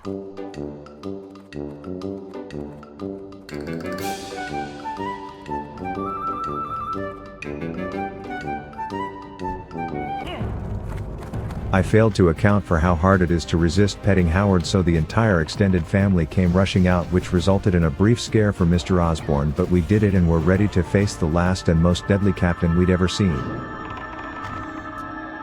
Hey, my, you're a tall one. I debated showing that Emmy died to the army, who reports to this knee-nibbling garden gnome, and even though we both laughed at this little cake topper somehow reaching the top of the blood cell totem pole, we had a mission, and that was to teabag he who killed Emmy before parting ways until the next time. Fandy's death was next, and this one was less a matter of in-game danger but rather a combination of external factors. She was going on her 10th straight hour of streaming a game that's been the same for 20 years, likely tired and invested into something dank on her second monitor. And the duo she invited to her party was also tabbed out checking if this was the same Fandy he watches on a different site late at night while doing the 5-knuckle shuffle on the old piss pump, and the combination of neither of them fully paying attention proved to be a lesson on how quick it can all end.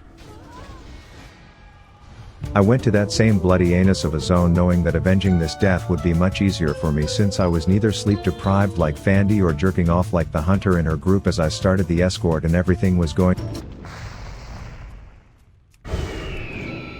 Some asshole threw some heat Howard's way and had to pay the price, but that was the only action at Fandy's funeral site.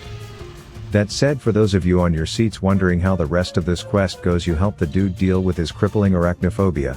He complains about his asthma and then shows you where his old 9 to 5 was as if you give a shit. Turns out his old co-workers thought he was a cocksucker, and then after 15 minutes of escorting this short dude that didn't shut up once, he flat out gets JFK'd right in front of your face. So you loot his inheritance and that's it. Ms. Kiff's death had me feeling less sad but rather more mad.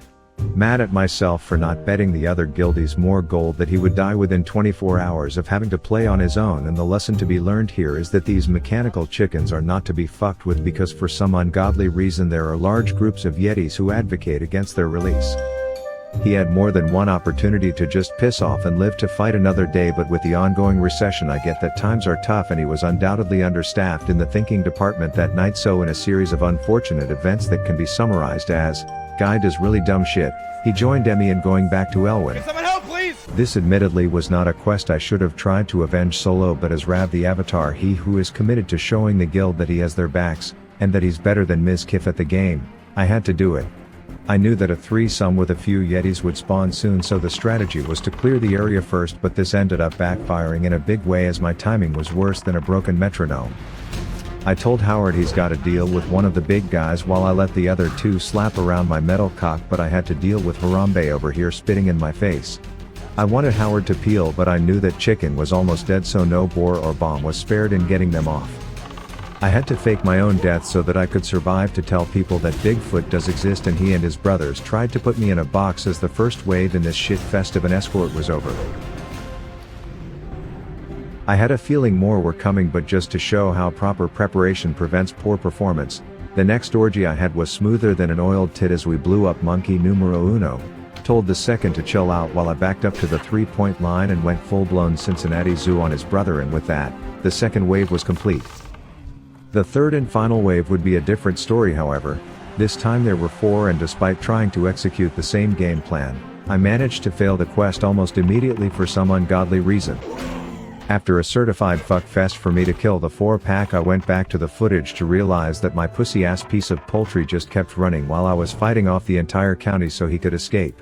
I ran all the way back just in time to see someone else run off with my girl, as if I didn't reserve this retry, so I left the cave and acted like I didn't care what went down on their date, only to immediately whip out my binoculars to watch this chode pally fail. Sure enough, he was in Camp Miss Kiff on this one, as this was clearly doomed. You could see him running back to me trying to ask for help, but I was like, nah bruh, if I wanted to hear from an asshole I'd fart, as I just waited for the chicken to die as my cue to haul ass back and nab me the next round. I smurfed on the first 2 packs, but this time I was prepared for that cock to see the finish line and bust his nut too early once again. Sure enough, that dumb shit rooster is oblivious to the world around him once again, so I need to literally show these rabbits tramp stamping my anus right in front of his beak to get him to just wait for the Ravatar to do his job. 1, 2, 3, 4. And after a less than coordinated quadra kill, I told him off, then walked him down the hill, and with that Ms. Kiff was avenged. The last death came early on in OnlyFangs, as Corey the guy was the first high level in the guild to meet his demise when he attempted something that I quote, "Yeah, this looks safe." Zanzel the Outcast is a seemingly harmless troll, but he sticks a twig in the ground that has more skeletons coming out than a gay bar's Halloween party, so while he did kill the main guy, the extended family of that troll's butt buddies ended his journey. I'm actually dead. Yeah, I'm actually dead. I knew that avenging this particular death would not be enough on its own, and I would have to use it to send a message to the world of Warcraft, in my own patented Rav the Avatar way.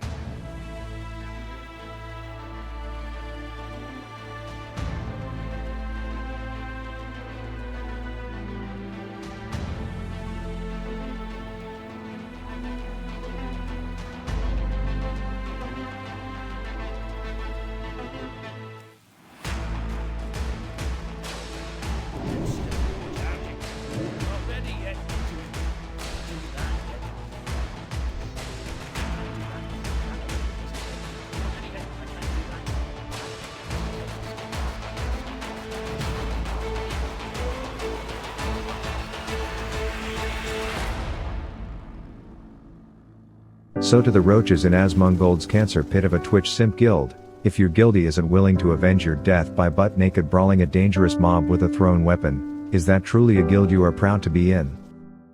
It turns out I can single-handedly start and end gang wars in Westfall, master the hardcore elements and overcome challenges where others have fallen, but I'll still never be as good as a mage.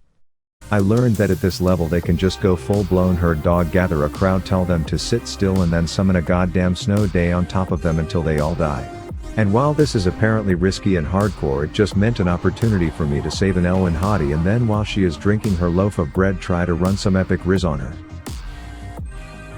But while the magicians could just mass genocide mobs, I was stuck questing, and the things I was being asked to do were starting to get weird. Some paranoid drug dealer apparently buried piles of cocaine all over the zip code and now wanted me to go dig them up, saying that the only way to find them is to wear this Dish Satellite sponsored helmet while I was out there. Beautiful big booby nipples. But while this dude just wanted his dope, every other townsfolk I talked to all wanted to send me to the same place. Zul'Farrak. Zul'Farrak. Zul'Farrak. Zul'Farrak to the west. A high-level dungeon which from my research is responsible for many deaths including guildies, so I would need to ensure that my group was full of hardcore geniuses. For starters, I knew I needed to get one more quest, one that my mage already had but couldn't properly communicate if it was shareable. I didn't want to spend 10 minutes walking through Dick Swallow Marsh and getting swamp ass, but I needed to make sure it was actually shareable first. I knew that quests are shareable if this button is red and not shareable if this button is gray, so I asked the little Hogwarts shitter to hover that quest and tell me if it's red or gray, to which he said no, and then gave me attitude while also contradicting his already confusing answer. So then I was like, okay, you fucking muppet, simple question, is the damn button red? To which he said no, which according to my demonstration earlier means it's not shareable, only to then immediately say it is shareable.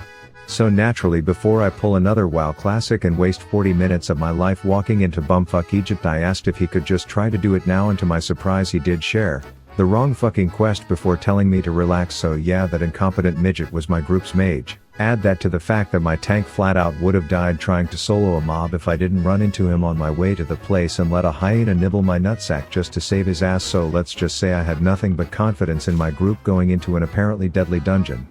The first few pulls were going fine. I was not surprisingly winning the dick measuring contest, but the tank was pulling faster than molasses going uphill on a cold day, spewing some riddles about mana when the healer's been J chilling at full, and while I may be Rav the Avatar, master of the hardcore elements at night, my day job boss would give two shits if I said the dungeon I started at 10 PM the night before was being tanked by a sloth, so I took the liberty of pulling patrols, play a little bit of peekaboo behind the wall.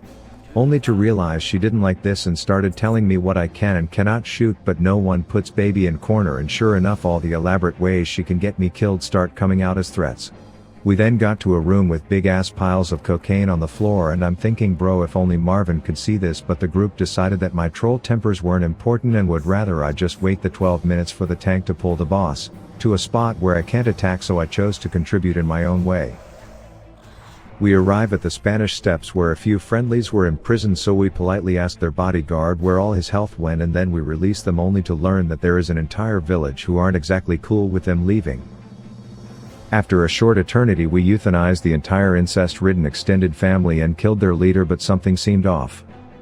The little green goblin is all like, peace, I'm outie, and that's when I remembered. Sergeant Bly stole from me. He said he'd only borrow it, but he stole my cherished Divinomatic rod. Bly is a backstabbing douchebag, and he wasn't a fan of being accused of such, so I had to play the stand still and auto-attack for 5 minutes while all 18,000 of his health slowly pisses off until we finally kill him and get back the Divinomatic rod. Then the final boss is in sight, and I've been patient, so we kill him with ease. Then everyone else finishes getting their quest items except for me, and of course these board certified dickheads are all like, Vale, better luck next time with the drops, even though they know that I know that there's 60 piles of cocaine in the other room, so I figure if they don't want to help I will finish the damn quest myself. This surely would be deadly to do alone. But if I just dig one grave at a time I'll be fine, I thought, only to immediately realize that these mounds are like clown cars and I was capital F fucked. I couldn't run as I knew there were pats behind me, so I only had one option.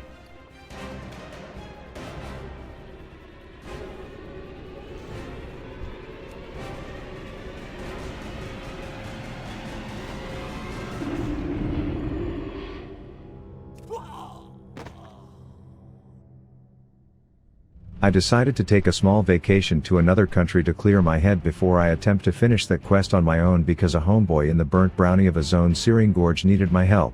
Apparently his dad died in some mining incident and it was on me to stick it to the greed bag executives at the company who weren't paying out the dead dude's pension. I wanted to tell him, bro, you have the literal Optimus Prime of dwarfs up the hill, go ask him, but apparently that guy was dealing with his own issues. You see, the climate out here combined with the lack of air pressure makes me fingers expand.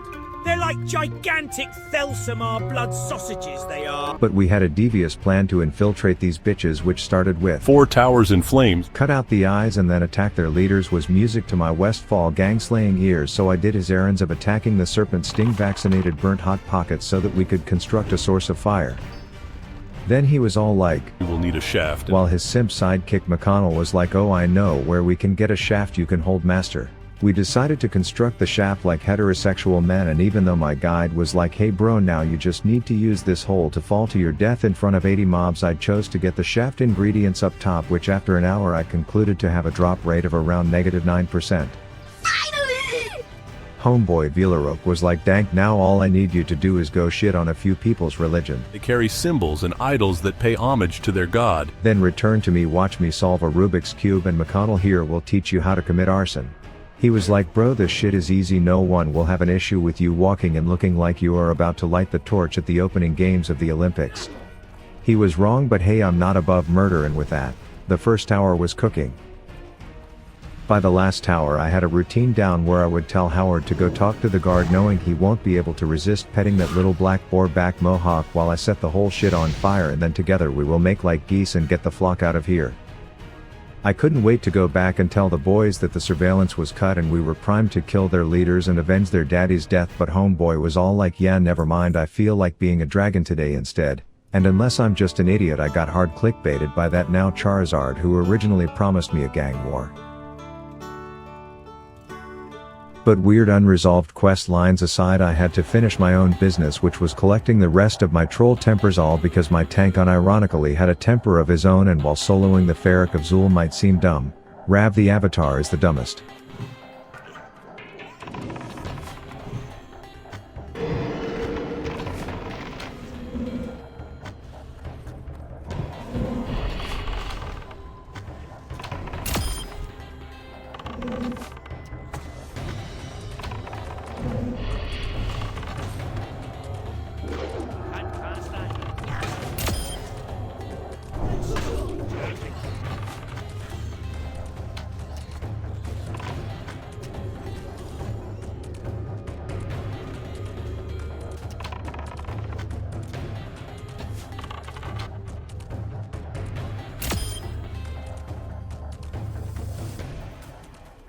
And so after 30 minutes of clenching my ass cheeks so hard together they were starting to cramp with countless close calls and me guiltily gambling a bit too freely with Howard's well-being, I was able to finish that quest. So if my ZF group is watching, suck my ass. Sincerely, Rav. But with that triumph under my belt, I was ready to take on some supposedly deadly quests. The first being in the Gaping Chasm, which coincidentally was also Russell's mom's nickname in college, but it was also a labyrinth of a cave with like 12 species of bug in it, and my job was to go into the deepest part of its asshole to retrieve some goblin's oven that he left in there for some ungodly reason. That was no challenge for Rav the Avatar, but what I was about to attempt next was just a death clip waiting to happen. A congested cave full of elites, and the main bald fatty that I needed was in the furthest corner and apparently yielded the ability to turn me and Howard against each other. He is rumored to employ mind-controlling magic. I knew Howard was going to take a beating and I would need to deploy "now you see me, now you don't" bitch tactics on the ones of the Mitch Jones variant. Anytime I pulled more than one, my hands would get too sweaty to play properly and I would need to run out.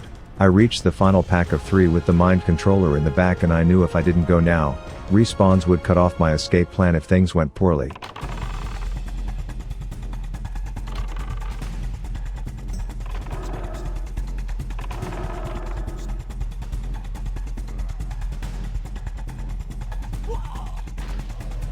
The universe was sending me signs to just walk away, and with my world buffs falling off and respawns, it would be best to just accept that there are some quests that I can't solo, is what a pussy would say, and Mama Rav didn't raise no bitch.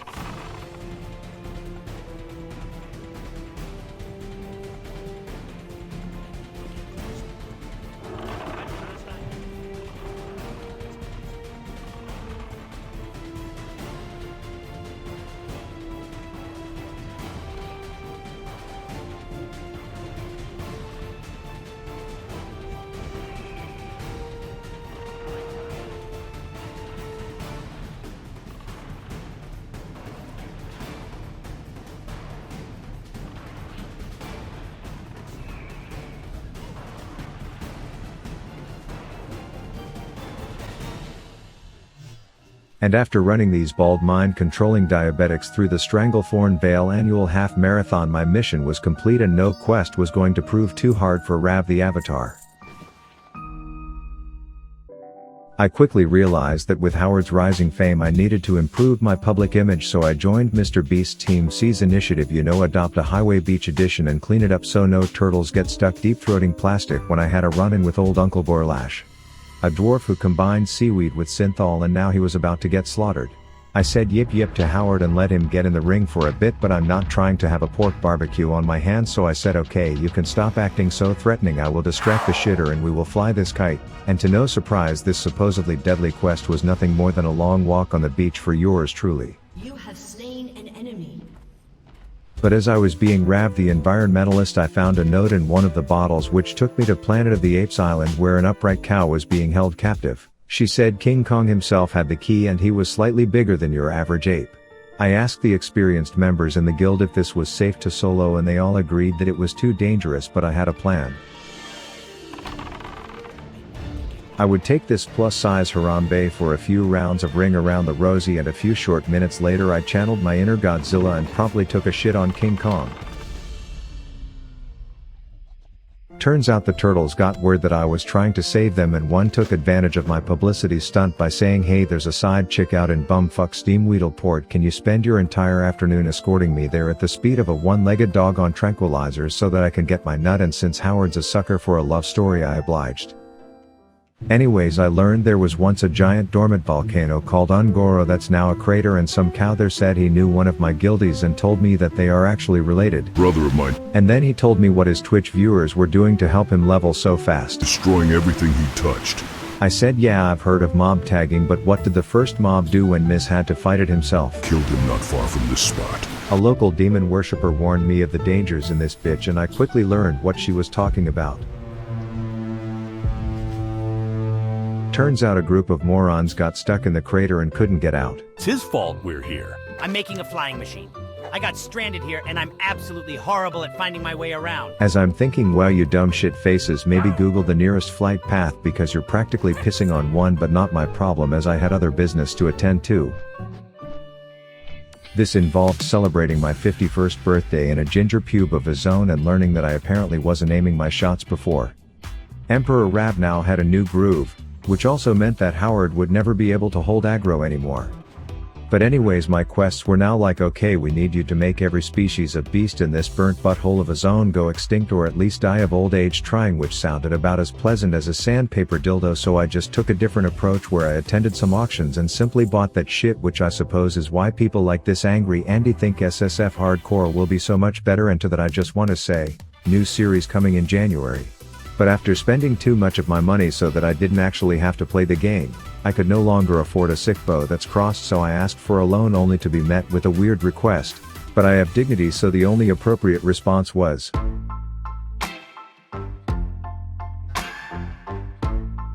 somehow I was able to afford the new bow, which meant the next hour of my life would be spent chucking rank 1 stings at obese owls, but it would be all worth it when I could line up an aimed shot with this new weapon and just watch a bitch melt. Before realizing those were elites and I fucked up. It wasn't until way later, when this new ability was still hitting like a flaccid dick, when I realized that the talent only gives me rank 1 and I would have to talk to Sensei in the Forge of Irons. But it was worth the trip because I got to see how much the Sam Sulif bulk diet I've been feeding Howard had been paying off. #pigdiff, and with that I was finally ready to unleash this thing's power. But jokes aside, I was about to put this new weapon and ability combo to the test in a big way. Remember last episode when I helped this douche launch a damn coup against the mining organization to avenge his dead dad, and then when it came time to fight the leaders together he pussied out by identifying as a Charizard instead? Well, I found someone else who had a bone to pick with them. That bastard Maltorius! This little charred dwarf had his recipe for twice-baked loaded tater tots potatoes stolen by the dickhead. Bet anything that the recipe was part of the deal in his new promotion amongst the Dark Irons. And maybe avenging a dead dad isn't enough to pick that fight, but when taters are on the table we are committing. I'm sure they're somewhere near Maltorius, deep inside the slag pit. Plus there was a bounty for the shitter's head, so me and Howard had work to do. We got down to where the leaders hang out and sure enough they were having their water cooler talk right in front of the coveted Bobby Flay recipe card. Two elites and Mr. Malforious who would turn out to be someone I should not have dealt with. I learned from Howard's Uncle Fred in Guzu's stream that using a pocket nuke to pull a pack lets you split them up later, and since it went so well for him I figured what's the worst that could happen. To my surprise the split pull seemed to work as the other two started running back. Until I touched their butt buddy and classic WoW code had them running back to me to the point where they now never de-aggroed, and I'm not proud of what I ended up having to do.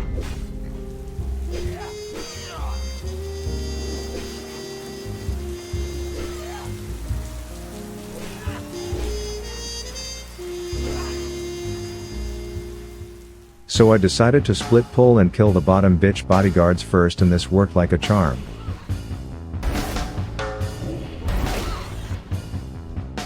Then it was just me and Firecrotch Malfoy, and while I thought this would be a walk in the park, it turns out this particular park knows how to polymorph. For 20 seconds as I was forced to watch Howard fight against a boss elite who I was learning could also bubble himself.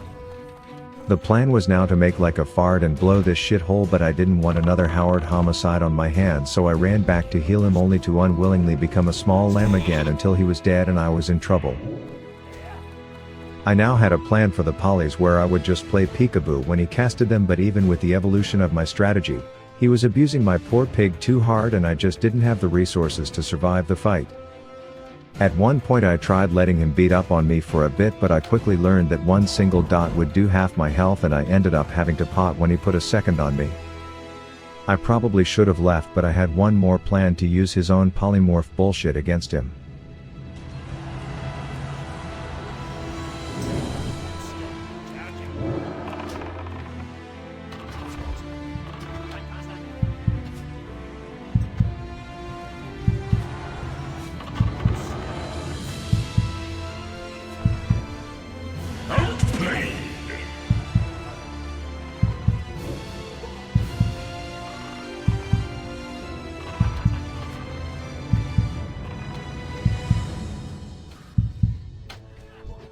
And after 30 minutes and over 10 attempts of this deadly pull, Howard and I slayed in front of a cheering section, grabbed that shitter's head, and thanks to our commitment, the dankest loaded tots would be served on someone's table tonight. But I had to take a break from being a sweat before I died of dehydration, so I told Miss Tinkle Sprinkle Piss Goblin that I would accept her triple dog dare to skinny dip in a hinterlands pond and get her some good kush from the bottom. In return she said her big step bro would hook me up, to which he was like, have some of my fabulous noggin fogger elixir. After a quick Google search on if this would kill me, I deep-throated it only to be turned into the sexiest skeleton where I could run, ride Rebecca and dance while looking hard as fuck. Spooky, scary skeletons and shivers down your spine. Needless to say I bought a Costco quantity of those bitches. But then word got out of me teabagging Draco Malforious like a Giga Chad, so my pack made in Iron Forge was all like, Ogdink of Ajara has sent out a call for seasoned hunters such as yourself. I meet the deformed penguin who told me he needed deer antlers that would have a drop rate so low I will one day tell my grandkids about it on holidays, and then he was like, dope, now ride down to the beach where there will be these endangered three-headed Charizards, and I hope to God your Tinder profile wasn't lying about you liking long walks on the beach, because that's all you will be doing while looking for these spawns. But it was all worth, because the chain quest rewards were worthy of ejaculation, and all I needed to do was slay some Drake and its simp in a temple that sunk into the ground. I knew dungeons at this level are where people get one shot, so I needed to find a few serious gamers to keep me alive. I didn't know what powers or dangers the Drakes would bring, but by the looks of this group, I was betting on us. Wait, are we really gonna walk the whole way? Yes. Somebody is saying yes. He said shut up. Turns out this dungeon is just like 6 million circular hallways in a maze with big packs where I was mouse clicking my abilities just to trigger the streamers watching this, but all is good because I was top dog and the run was smooth. Wait, don't click the statue. We ran into some snake puzzle straight out of Zelda where apparently you have to jerk off these statues in a particular order, or I'm told you just flat out go back to Elwyn.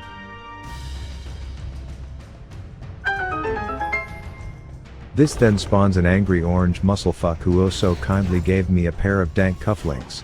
Then we made it to the main lobby, and while my group was trying to deal with the accidental double pull they just made, I was focused on that hole and thinking about where it goes. Red aspect?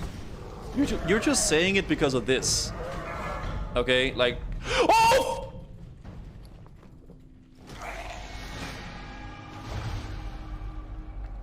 You're fucking... Some dude who self-identifies as a prophet was next, and apparently he mind controls, but we started the pull. I walked over to my assigned spot, and by the time I started warming up my Legolas charades act, he was already dead.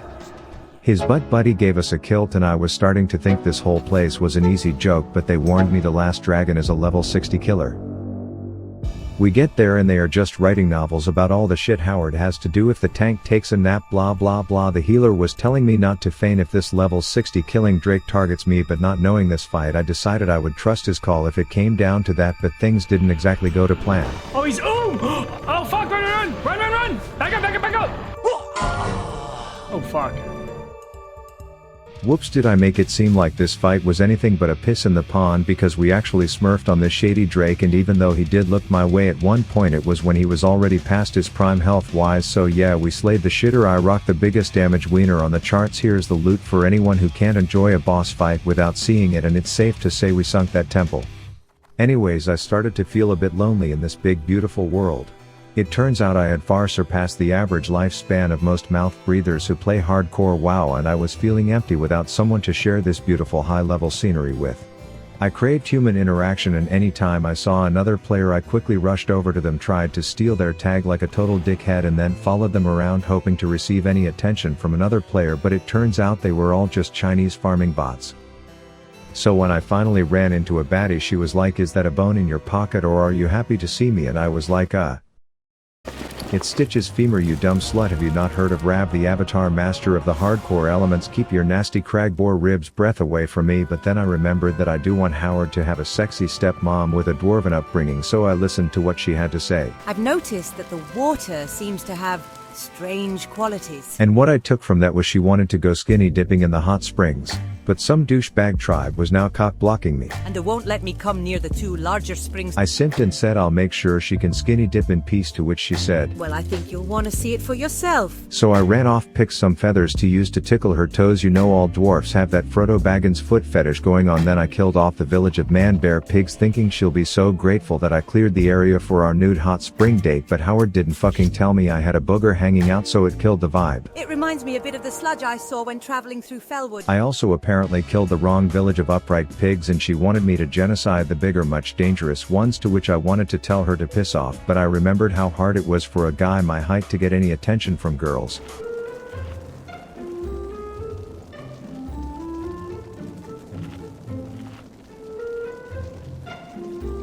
And considering any time they did acknowledge me, I wasn't exactly the best at flirting, so I went to the village of evolved man-bear pigs, where every fight felt like a raid boss. Only to come back to her and be like, "Is that a yellow question mark above your head, or are you just happy to see me?" And let's just say I was ready to get this butt-naked bath action on, but she was all like, "Oh babe, one more thing, I need you to ride Rebecca all the way into bumfuck Kalamazoo to scout out some zone full of mobs that will easily invert your asshole if they see you, and then I promise we can hot springs and chill." But when I finally get back from that week-long trip, she has the goddamn nerve to tell me this. "I'd wait until you are a bit stronger if I tell this bitch to go on the whatever podcast and talk about how her bad breath 4 out of 10 ass with the personality of a literal NPC needs a 6-foot man who makes 100 gold per hour and parses like Ompy. If you're a broke boy, just say so. Then I shove some steroids in my ass just to show her what she's missing and let Howard know his dad is gonna be no one's bitch. Thankfully I have some boys who know how to distract me from heartbreak. Find Gortesh and chop off his fat head. Murder baby. So I venture over to that tatted Twinkie eater, thinking he's not even an elite, so this will be a walk in the park, but according to my research that's not the case for everyone. But Rav the Avatar has the tools for every situation.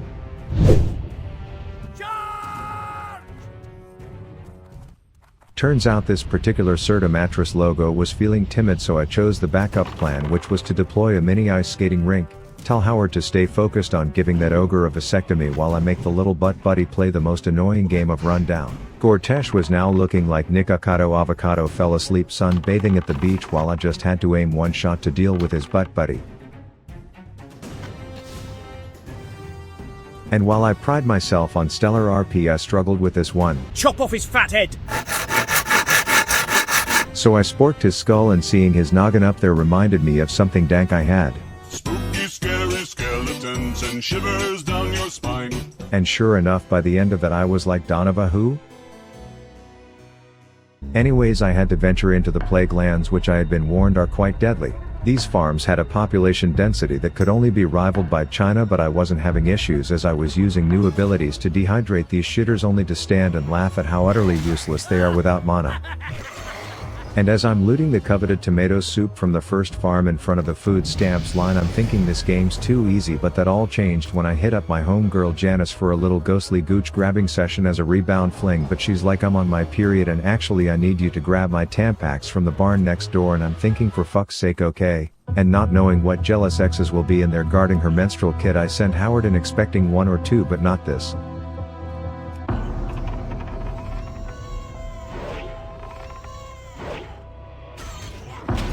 I didn't expect to get rear-ended by a blue skelly, but I wasn't going to let Howard die over just 4 mobs. This spawn was hyper and I had to run. To the left looked like a Kai Senate meet and greet, so I steered clear of that, and then I called Howard back knowing if I just left him there I'd get cancelled for racism, as we scrambled a bit and stayed alive, but these skeletons will apparently chase you all the way back to Coldridge Valley if you aren't careful, and that's when I realized this is when the game gets hard. I decided to take it slow when I came back only to hear this. I need help. So I hurry it up, grab her tissue dildos, and with that the first farm was down. Numero 2 was a bit different, as some guy was there making the rest of us look bad, but his name was sus as all fuck, so I had to do some policing.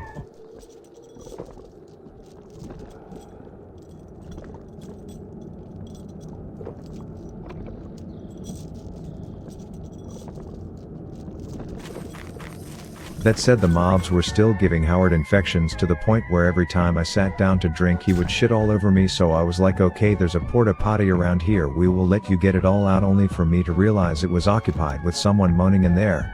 And I'm thinking, what a shitty, no pun intended, spot for someone to get hit with the emergency Chipotle queso shards, but at the end of the day Howard needed it, so I knocked again, only for the dude dropping a deuce to get defensive and come out swinging, which is a situation I've never been in before, but we took care of business so Howard could take care of his, and we were done with the second. Farm 3 featured things that tried to turn me and Howard into dead bitch popsicles, but outside of me having to dry hump the soup pot to be able to click on it, that was smoother than a dolphin dick, and I was ready for the last.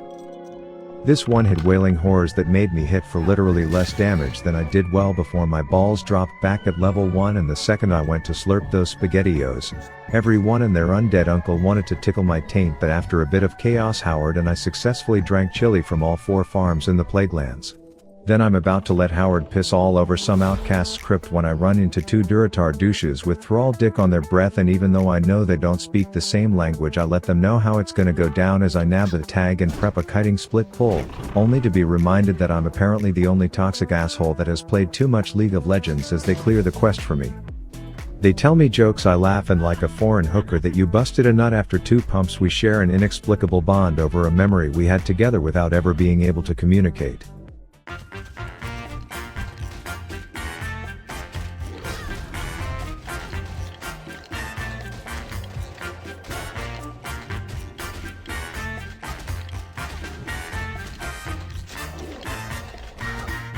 Anyways, a time fetish midget tells me she needs a yearbook from the local town hall, and all I will need to do is clear through the zone that killed one of our guild's best speed running hunters a few weeks back.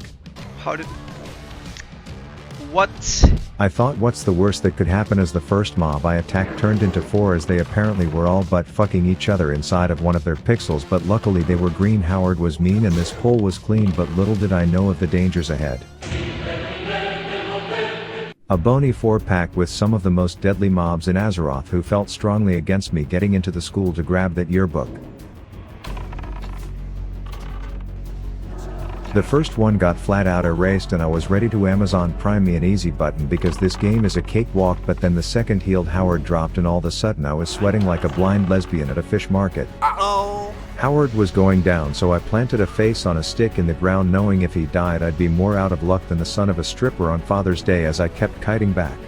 I managed to weave Howard in and out of the fight to keep him alive, and all I had to do was keep running, but the temptations to go back in that have killed many men before me took over and I greeted thinking I would be fine.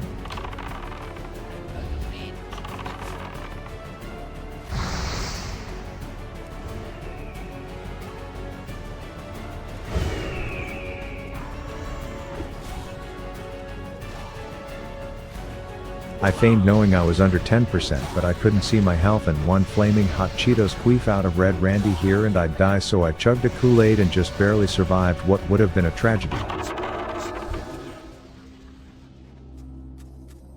I wasn't leaving anything up to chance anymore as I researched which yearbook was correct, and after going full-blown detective I found the one with the shit stain on it and told Chromie I'm not doing another single thing for her entitled time-traveling ass, but it turns out I wasn't the only hunter who had a close call that day and others weren't as lucky. What? Did Ampi just die? This is our best player. No. No! No! Oh! And I may not know what he needed to kill that mob for or what it does, but it was going to be my new mission to avenge him. It turns out these Ampi abusers aren't just walking around, and there's a series of sweaty sexless steps that a level 60 has to do just to summon one, so my plans to get myself and others killed would have to wait until later as I had other things to do first, like film my music video to promote my new mousepads. This one's for all the dead homies out there going again. Let's get it. You just died for the 7th time in Hillsbrad. You could blame Miz, but you know you just need a new mouse pad. But the market's just filled with trash quality you would vendor, so I made my own. It's best for every race, class and gender. The design is so fine with my very famous swine. The material is imperial, it's sick like bacterial. My art supports artists, none of that AI shit. After all, they work the hardest. They deserve to get their split. Now to those who've asked how to support me as a streamer. The best way is to rub your mouse on Stitch's femur. You'll never need an upgrade cause this shit is overpowered. And now, each and every one of you can / Pat Howard. This type of quality will sell fast, no doubt. It's a one-time sale, so buy one before they're sold out. And for the few remaining League of Legends users, I added one design for you hard-stuck losers. Rav out. As I got closer to level 60, some events in my past started to come full circle. Turns out testing every soup kitchen in the Plaguelands had me walking around like Goldilocks was my bitch, and there was no such thing as a pot I wasn't gonna risk my life to drink out of. But it turns out these man-bear pigs have a social aggro range on par with Taylor Swift, so I had to take them out Rav the Rapper style.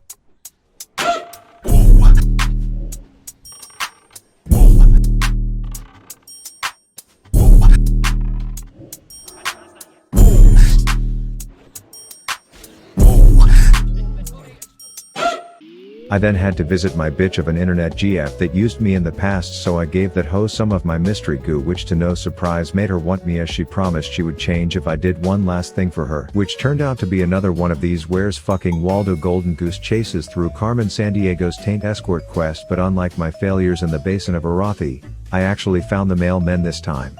And while I told her some bullshit lie about how I took them out for her, I actually made a deal with them behind her back so that the next time she starts her breakup speech, I do think it's best that we put a stop to it before it gets out of hand. her heart will be the one that's literally broken you, a ha ha ha. Until those albino pigs pussied out at the last minute. Anyways, one of Shrek's turds with too much makeup on told me her friend showed her a video about 2 girls and a cup, and now she wants to get back at them for not being able to eat ice cream out of a martini glass without dry heaving. And while I wanted to be like, wow, nice first world problems bitch, I needed the experience, so I agreed to let my brain rot in a cave asking these abominable snowmen if they can pretend that pristine horns actually exist in this game. I got so bored that I let some dementia-ridden Papa Soda fan account talk my head off to pass the time. Until 6 birthdays later I got the loot. He said this and I deemed it time to outplay that mechanic. I give Shrek's little bastard her grocery list and she was like, dank, now prepare for the craziest prank on these fucks you've ever seen. And then I quote, Come back and tell me what happened. Turns out these reactions were more flaccid than a Viagra addicted dick, and while I was thinking this was hardly payback for making this Botox toddler watch 2 girls 1 cup, I am not one to lie, so I told her the reactions were lame, but I said it's okay if she lets her dreams of being a prankster die. At least she can blame 80% of that death on Ms. Kiff. Anyways, my guide was now telling me to abandon my next quest, and I was about to until I saw who would find out if I quit, so for some reason I felt the urge to not abandon it. Turns out the parental controls on Rested XP were just looking out for my well-being, as a level 59 boss elite with 2 patrolling butt buddies is just a death clip marinating in dumb decisions, but that basic bitch Donovan needed to know what she was missing out on.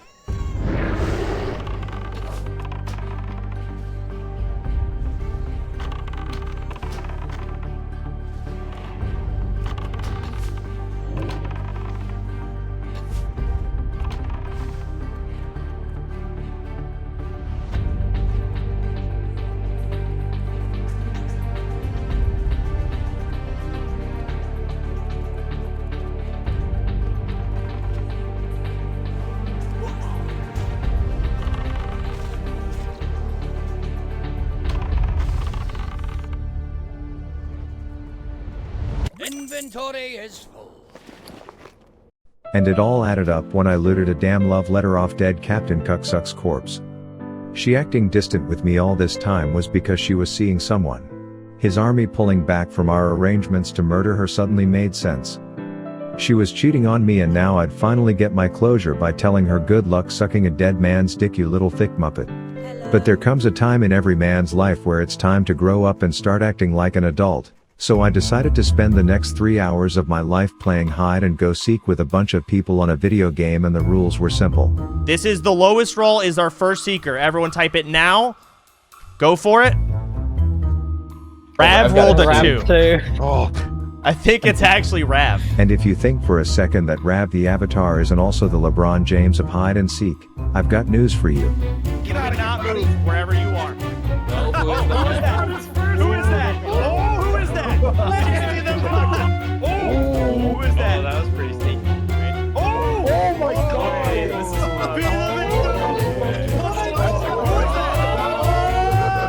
Who is it? Damn the 362. Super, you're out. Oh my God. Yeah, I was gonna go under there and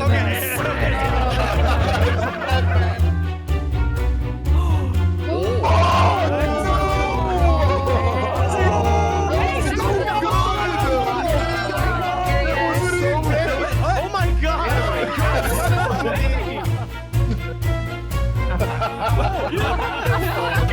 That's fucked up! Rav has been seeking for 2 minutes now. Let's make a deal. Let's make a deal. No, no!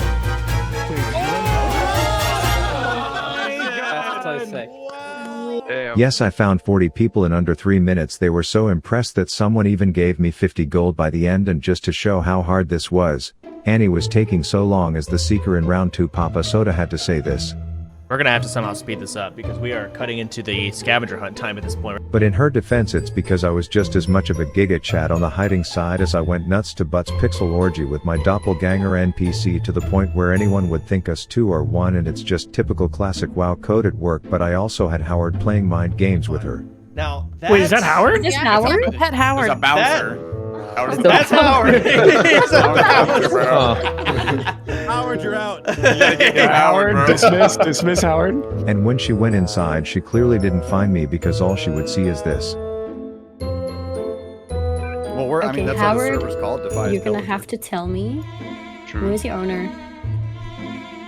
Just sniff in that direction. Oh, this way? Oh, what? He Howard disappeared. was never real.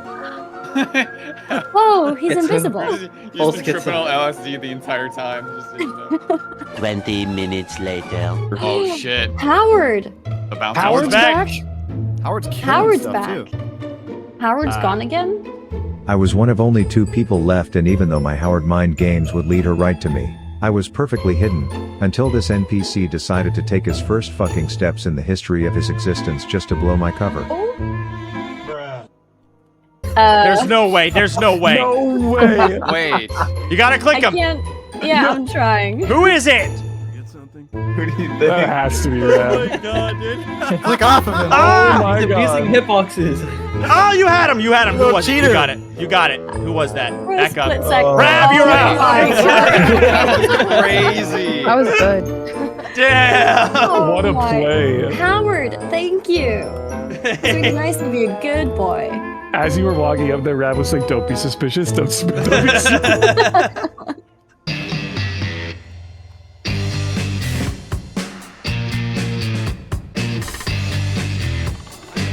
Now you're probably wondering how I got here. You see, I learned that the original hardcore add-on has a bunch of challenges where you have to defeat certain bosses or quests before certain levels to not just beat hardcore but obtain big dick status, and there are apparently only 2 that stud muffins like myself are required to do before 60.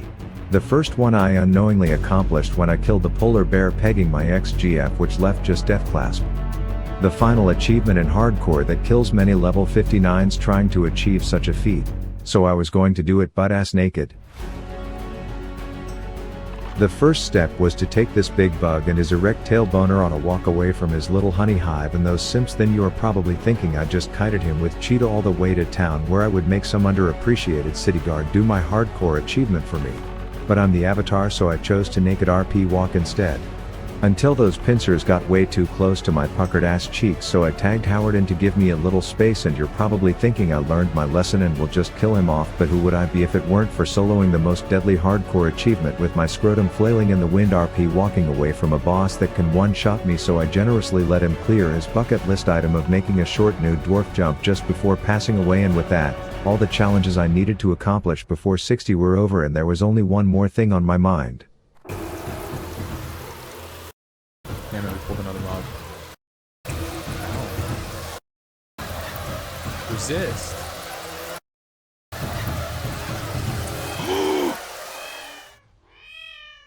My research on avenging this death consisted of me asking a random geared to the tits hunter how I can make big fire boys spawn, to which she wrote me an entire PhD dissertation, to which I was like, hey, let's test run this bitch together, but I clearly didn't know what I was dealing with.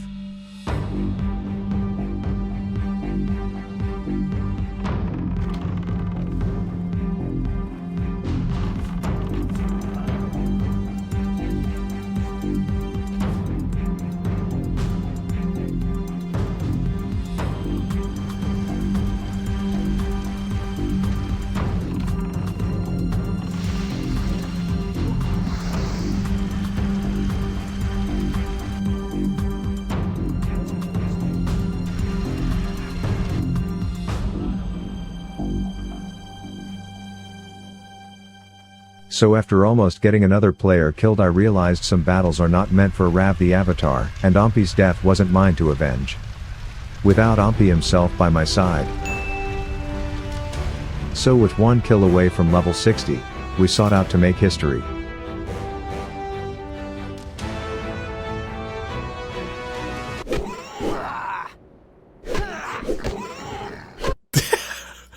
Oh god. This is a fucking...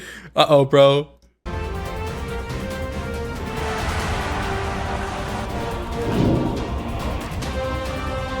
no.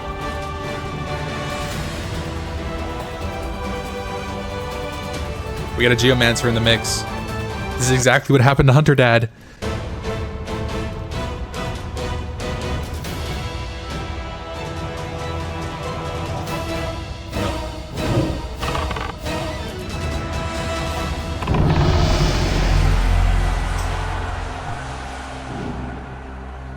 And some may say this was a poetic ending to an epic journey, and to that I just want to say, we're just getting started.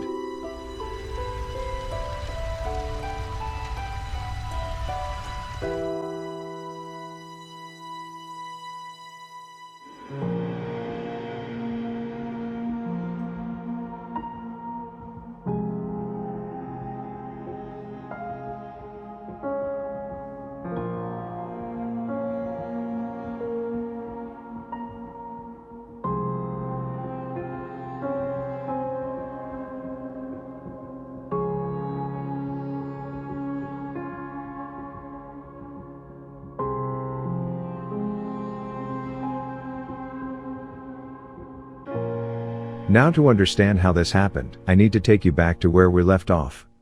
I hit 60, and despite being showered with the server's praise, I knew that the more important ding level 60 was yet to happen. Similar to me planning an epic last kill, Howard had a poetic plan for his too, to get his final level, killing off the ghosts of his relatives haunting their pig family. He was adamant on doing the work himself and refused to let me mob tag for him. We spent days in those plague lands until he was just one kill away.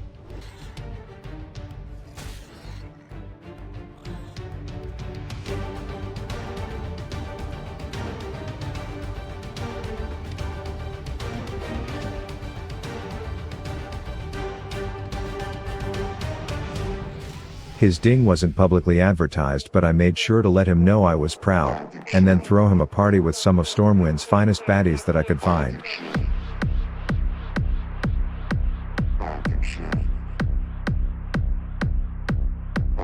But it was at this time where everyone gathered for our pre-raid guild meeting because Papa Soda needed to make an important announcement.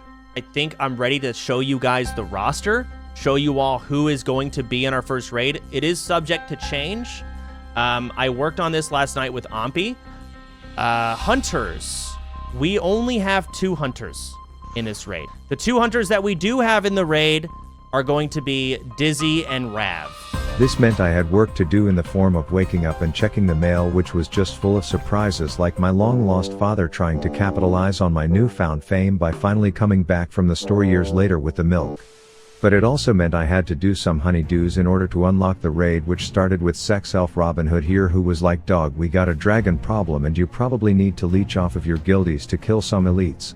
To which I thanked them by taking the single fight that I beat them in DPS and posting it online to patronize their tiny little damage. But on the real, Sardako is a homie, and when I saw that an Egyptian Godzilla breeder tramp stamped his ass a few days later, I gave him the fattest 07 you've ever seen. I'm dead. But when I told Robin Hood that we beat level 1 of Bloons Tower Defense Burning Steps Edition, he said we are gonna need backup from Stormwind, so I figured I would use my clout to get an appointment with the king himself, who was all like, whoa, talk to my wife about that shit, who by the way turned out to be a total bitch. I was standing right next to you, imbecile. She was all sus and then said only pussies would investigate further, which made me curious, so I spent an hour talking to just about every breathing creature in the Eastern Kingdoms until some drunk told me about some shit that went down in the mountain. We were in the middle of Black Rock Mountain when the filthy animals attacked. I grabbed some of the most feared comrades I could find and we went in. We found the dude that was captured, but he was all like, "Yeah, I give up, this game has sucked the soul out of me," and I was like, "Suit yourself," until days later I found a note that said the local McDonald's was bringing back the McRib, and all of a sudden the dude was highly motivated to get out of there. We escorted him as he unlocked all his friends, but he only seemed to talk to Fandy and thank her for the help, and I'm thinking, hey pervert, I have a pair of tits too, and just because no one is paying to see mine doesn't mean I'm not deep in this mountain's asshole saving you too. But long story short, we rescue him and he tells us to meet him in Stormwind in an hour for what will be some juicy ass drama. I decide while I'm here to get attuned to some core that's molten, which involved trying to save 15 minutes of time on tunes that we committed 9 days of played time to by trying to glitch our way through lava. And after failing miserably at some practice, what you're gonna do is you're gonna jump right before the red bar reaches the green vertical bar. I figured, what's the worst that could happen?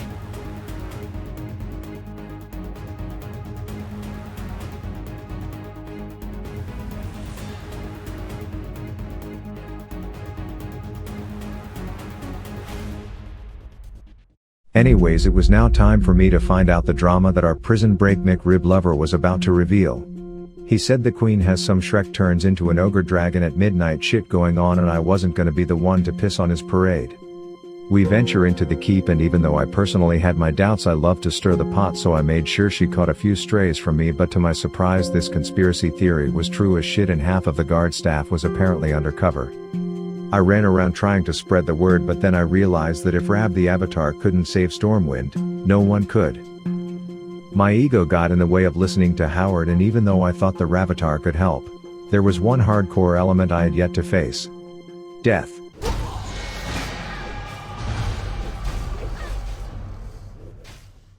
I felt empty inside, as my first thought was what would happen to Howard.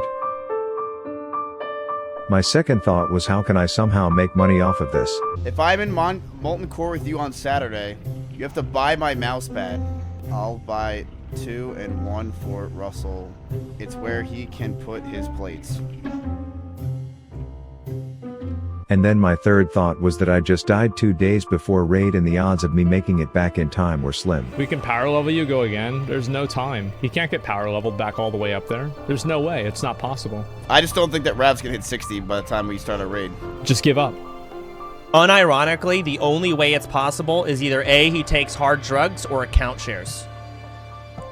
Because he has to play 24 hours a day. And then that's also only getting level 60. I'm kind of down to bet 500 that he won't do it by raid. You also need to get attuned. It's not going to happen. But deep down I knew this was all part of my destiny. Just give up. It's over.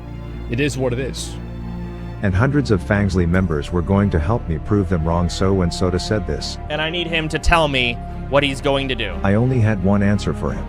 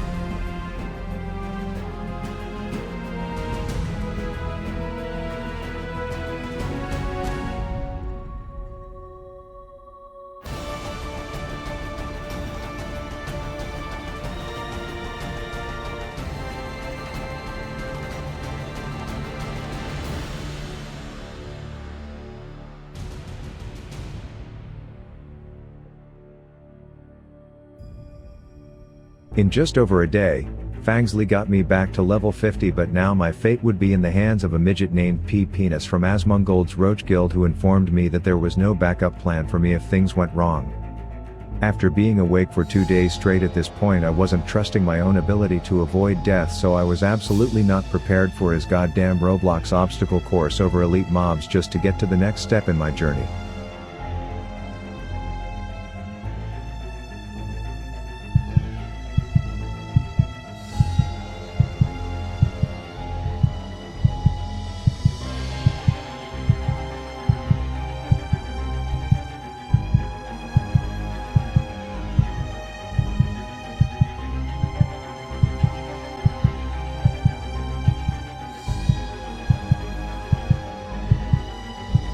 And before I could even process what just happened, little PP head here was already telling me that one of my guildies died in the next step while giving me the most vague explanation of what he did wrong.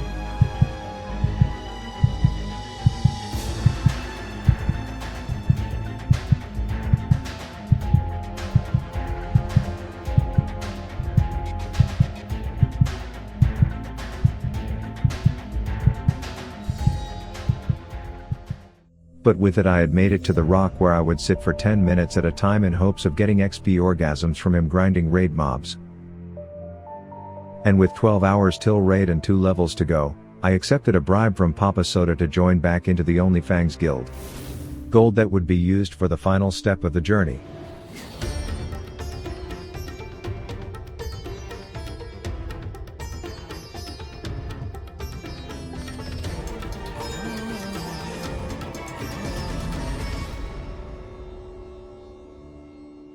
And in a 34-hour marathon we had done it, and been granted our raid spot back, but there were still doubters. Listen, I still don't think he's gonna make it to raid, so what's the point of this shit? I don't think he's gonna make it to raid. He's gotta get to tuned, I just don't see it happening. Little did he know that I would be walking by his side an hour later to achieve my attunement to the Molten Core. And while I had successfully ascended as Rav the Avatar, Howard could not complete the journey with me as he was still loyal to my former dead self. I asked his brothers and they informed me that only his ghost existed in the world while he himself remained tethered to his dead owner, and rumor was his ghost could be found in the Plaguelands. My friends in Fangsley located his ghost and supported me as I tamed him to fight by my side for the remainder of my journey.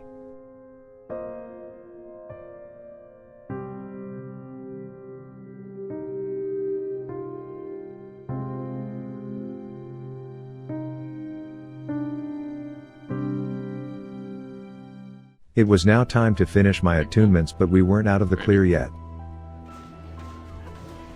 Target them if you got it.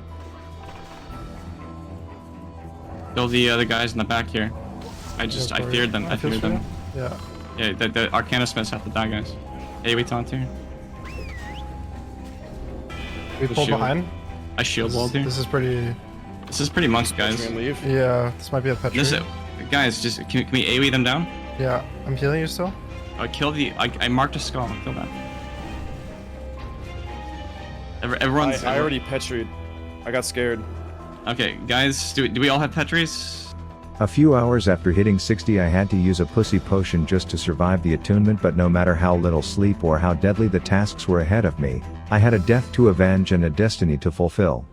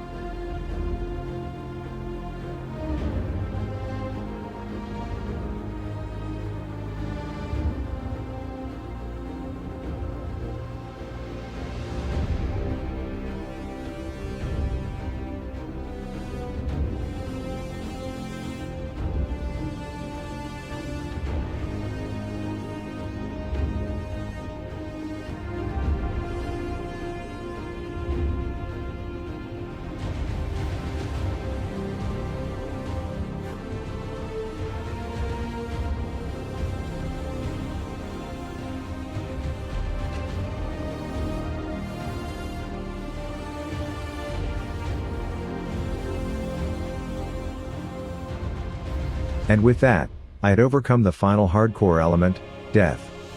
And it was finally time for what we had all been waiting for. Time is racing toward us till it is raid time.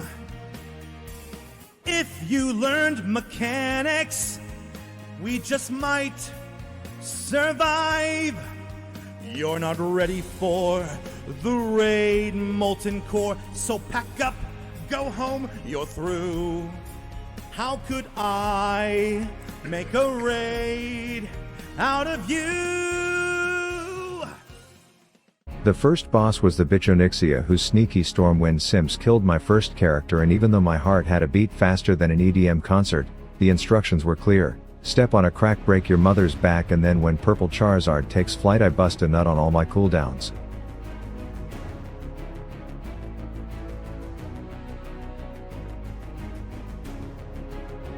After the most intense 17 seconds we were in the final phase, and to literally everyone's surprise we had no deaths yet. Stop damage. Okay, we got it.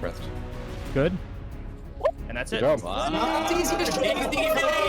Easy life, baby. We did it. Let's go.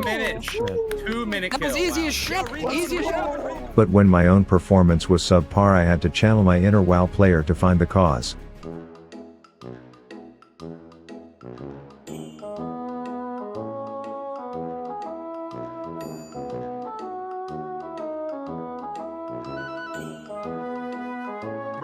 It was now time for us to venture into the Molten Core, and for me to use the following footage for my comprehensive guide on how to one-shot this place. The first boss, everyone turns their monitors off and jams a one-button rotation. At one point Howard's ghost was looking like he needed some loving, so I spent my fight mending his wounds. The second was a large dog who would occasionally get swollen, and us hunters would have to EpiPen him before he bit off a tank's head. Boss numero 3 was the first time I saw myself on the damage meters for a second before it disappeared and never came back. Gar was the first boss where people thought we'd have deaths, and it's because every time one of his little sperm cells pieces out, everyone around him is all like, but we made it through with no deaths. The next boss had a mechanic where one single person could kill everyone if they didn't get out of raid when they were marked. Italian guy, living bomb, Italian guy, I'm calling it out. Italian guy, get out. And all I'm saying is thank God no one was apparently listening to Soda, because his add-on broke and whispered every single person in raid that they were the target every time, even when they weren't. I then had my few moments in raid to shine. Want to pull it, but I also don't yet. Yeah, we're I think gonna you pull. can thread the needle. Rav, you want to try and thread that needle? Pull that core hound. You fucked this up. Oh God. Actually, bubble? Oh God. Okay, Adamax, you're bubbling. Adamax, you're bubbling. Yeah, this is me. I got it.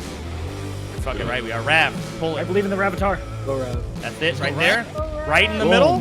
Every time, Okay, baby. Miz, you're tanking it. Miz, you're tanking it. Femboy hole, bubble. Femboy hole, bubble. Before we spent 13 minutes talking about the next boss, and then a total of 13 seconds killing him. Holy shit, he's just melting. Fuck this. Just kill him. If there's a mechanic on the next boss, it must have called in sick that day, because I wasn't even tabbed into the game for this one. But then the next Lava Lamp Gone Rogue raid boss had a job for me. I would have to get the attention of one of his lil slaves and bring them to a tank. The only problem was they got a glance of Fandy's tits, and for the life of me I couldn't distract it over. No one noticed. Alright, just do damage. We now had 2 bosses left, and I felt like things were going a little too smooth, so I had a plan. Ompi and I spent the next 15 minutes devising an evil plan where I would feign death during the next boss, and he would send out a raid warning saying that I had died. The whole thing was going to be dank as fuck until my feigned death decided to just not update my frames, so we only got a taste of the reaction we were going for. We're on Moon now, the last one, and that is it. Yo, threat! Rav? Rav is dead. What? What? Oh my God, you're so finish the dumb. game. Oh, what's a raid alert? I don't know what that is. So He's dumb. not, is he? God, no. He fucking died! Oh my God. Back away from the chest. Back away from the chest. And then there was Rag, the final boss and the goal from day one of our guild, and while the others were strategizing and getting ready to min-max their DPS, I had my own plan for this fight.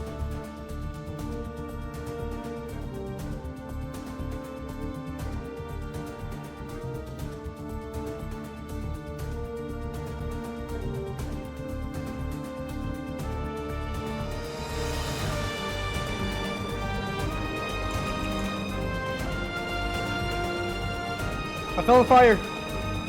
We got someone low. We got someone real low. Group 5. Group 5. I'm coming back. Jay the Bargain spot. I got you all.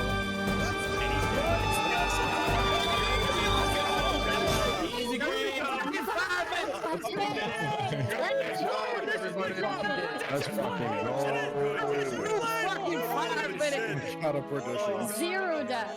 And with that, months of hard work, sleepless nights, and gold spent, by Fangsley and other viewers carrying idiot streamers like myself who barely lifted a finger, and we had done it. But in the midst of the celebrations, deep down I knew there was still one thing I had to do. And there was only one way I could do it. I'd transfer my character so that I could come back to life and call him one last time. But I knew what had to be done. He was being extra clingy after having not been fed, because while I was busy fulfilling my destiny, he was stuck back, tethered to a dead character who could no longer take care of him. I arrived at the spot that I had found him, his family around to welcome him back. I looked at him, and for one last time, I /Pet Howard.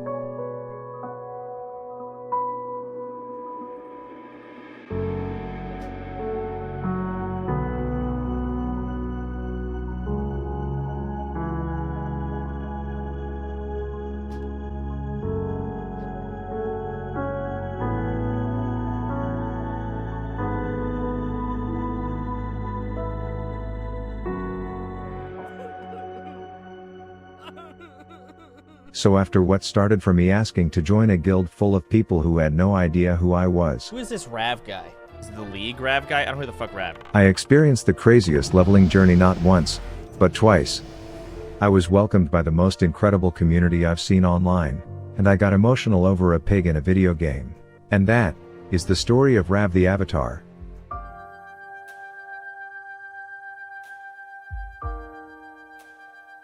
But what I didn't realize was that me letting Howard go was what I needed to release his ghost, and I immediately knew what this meant.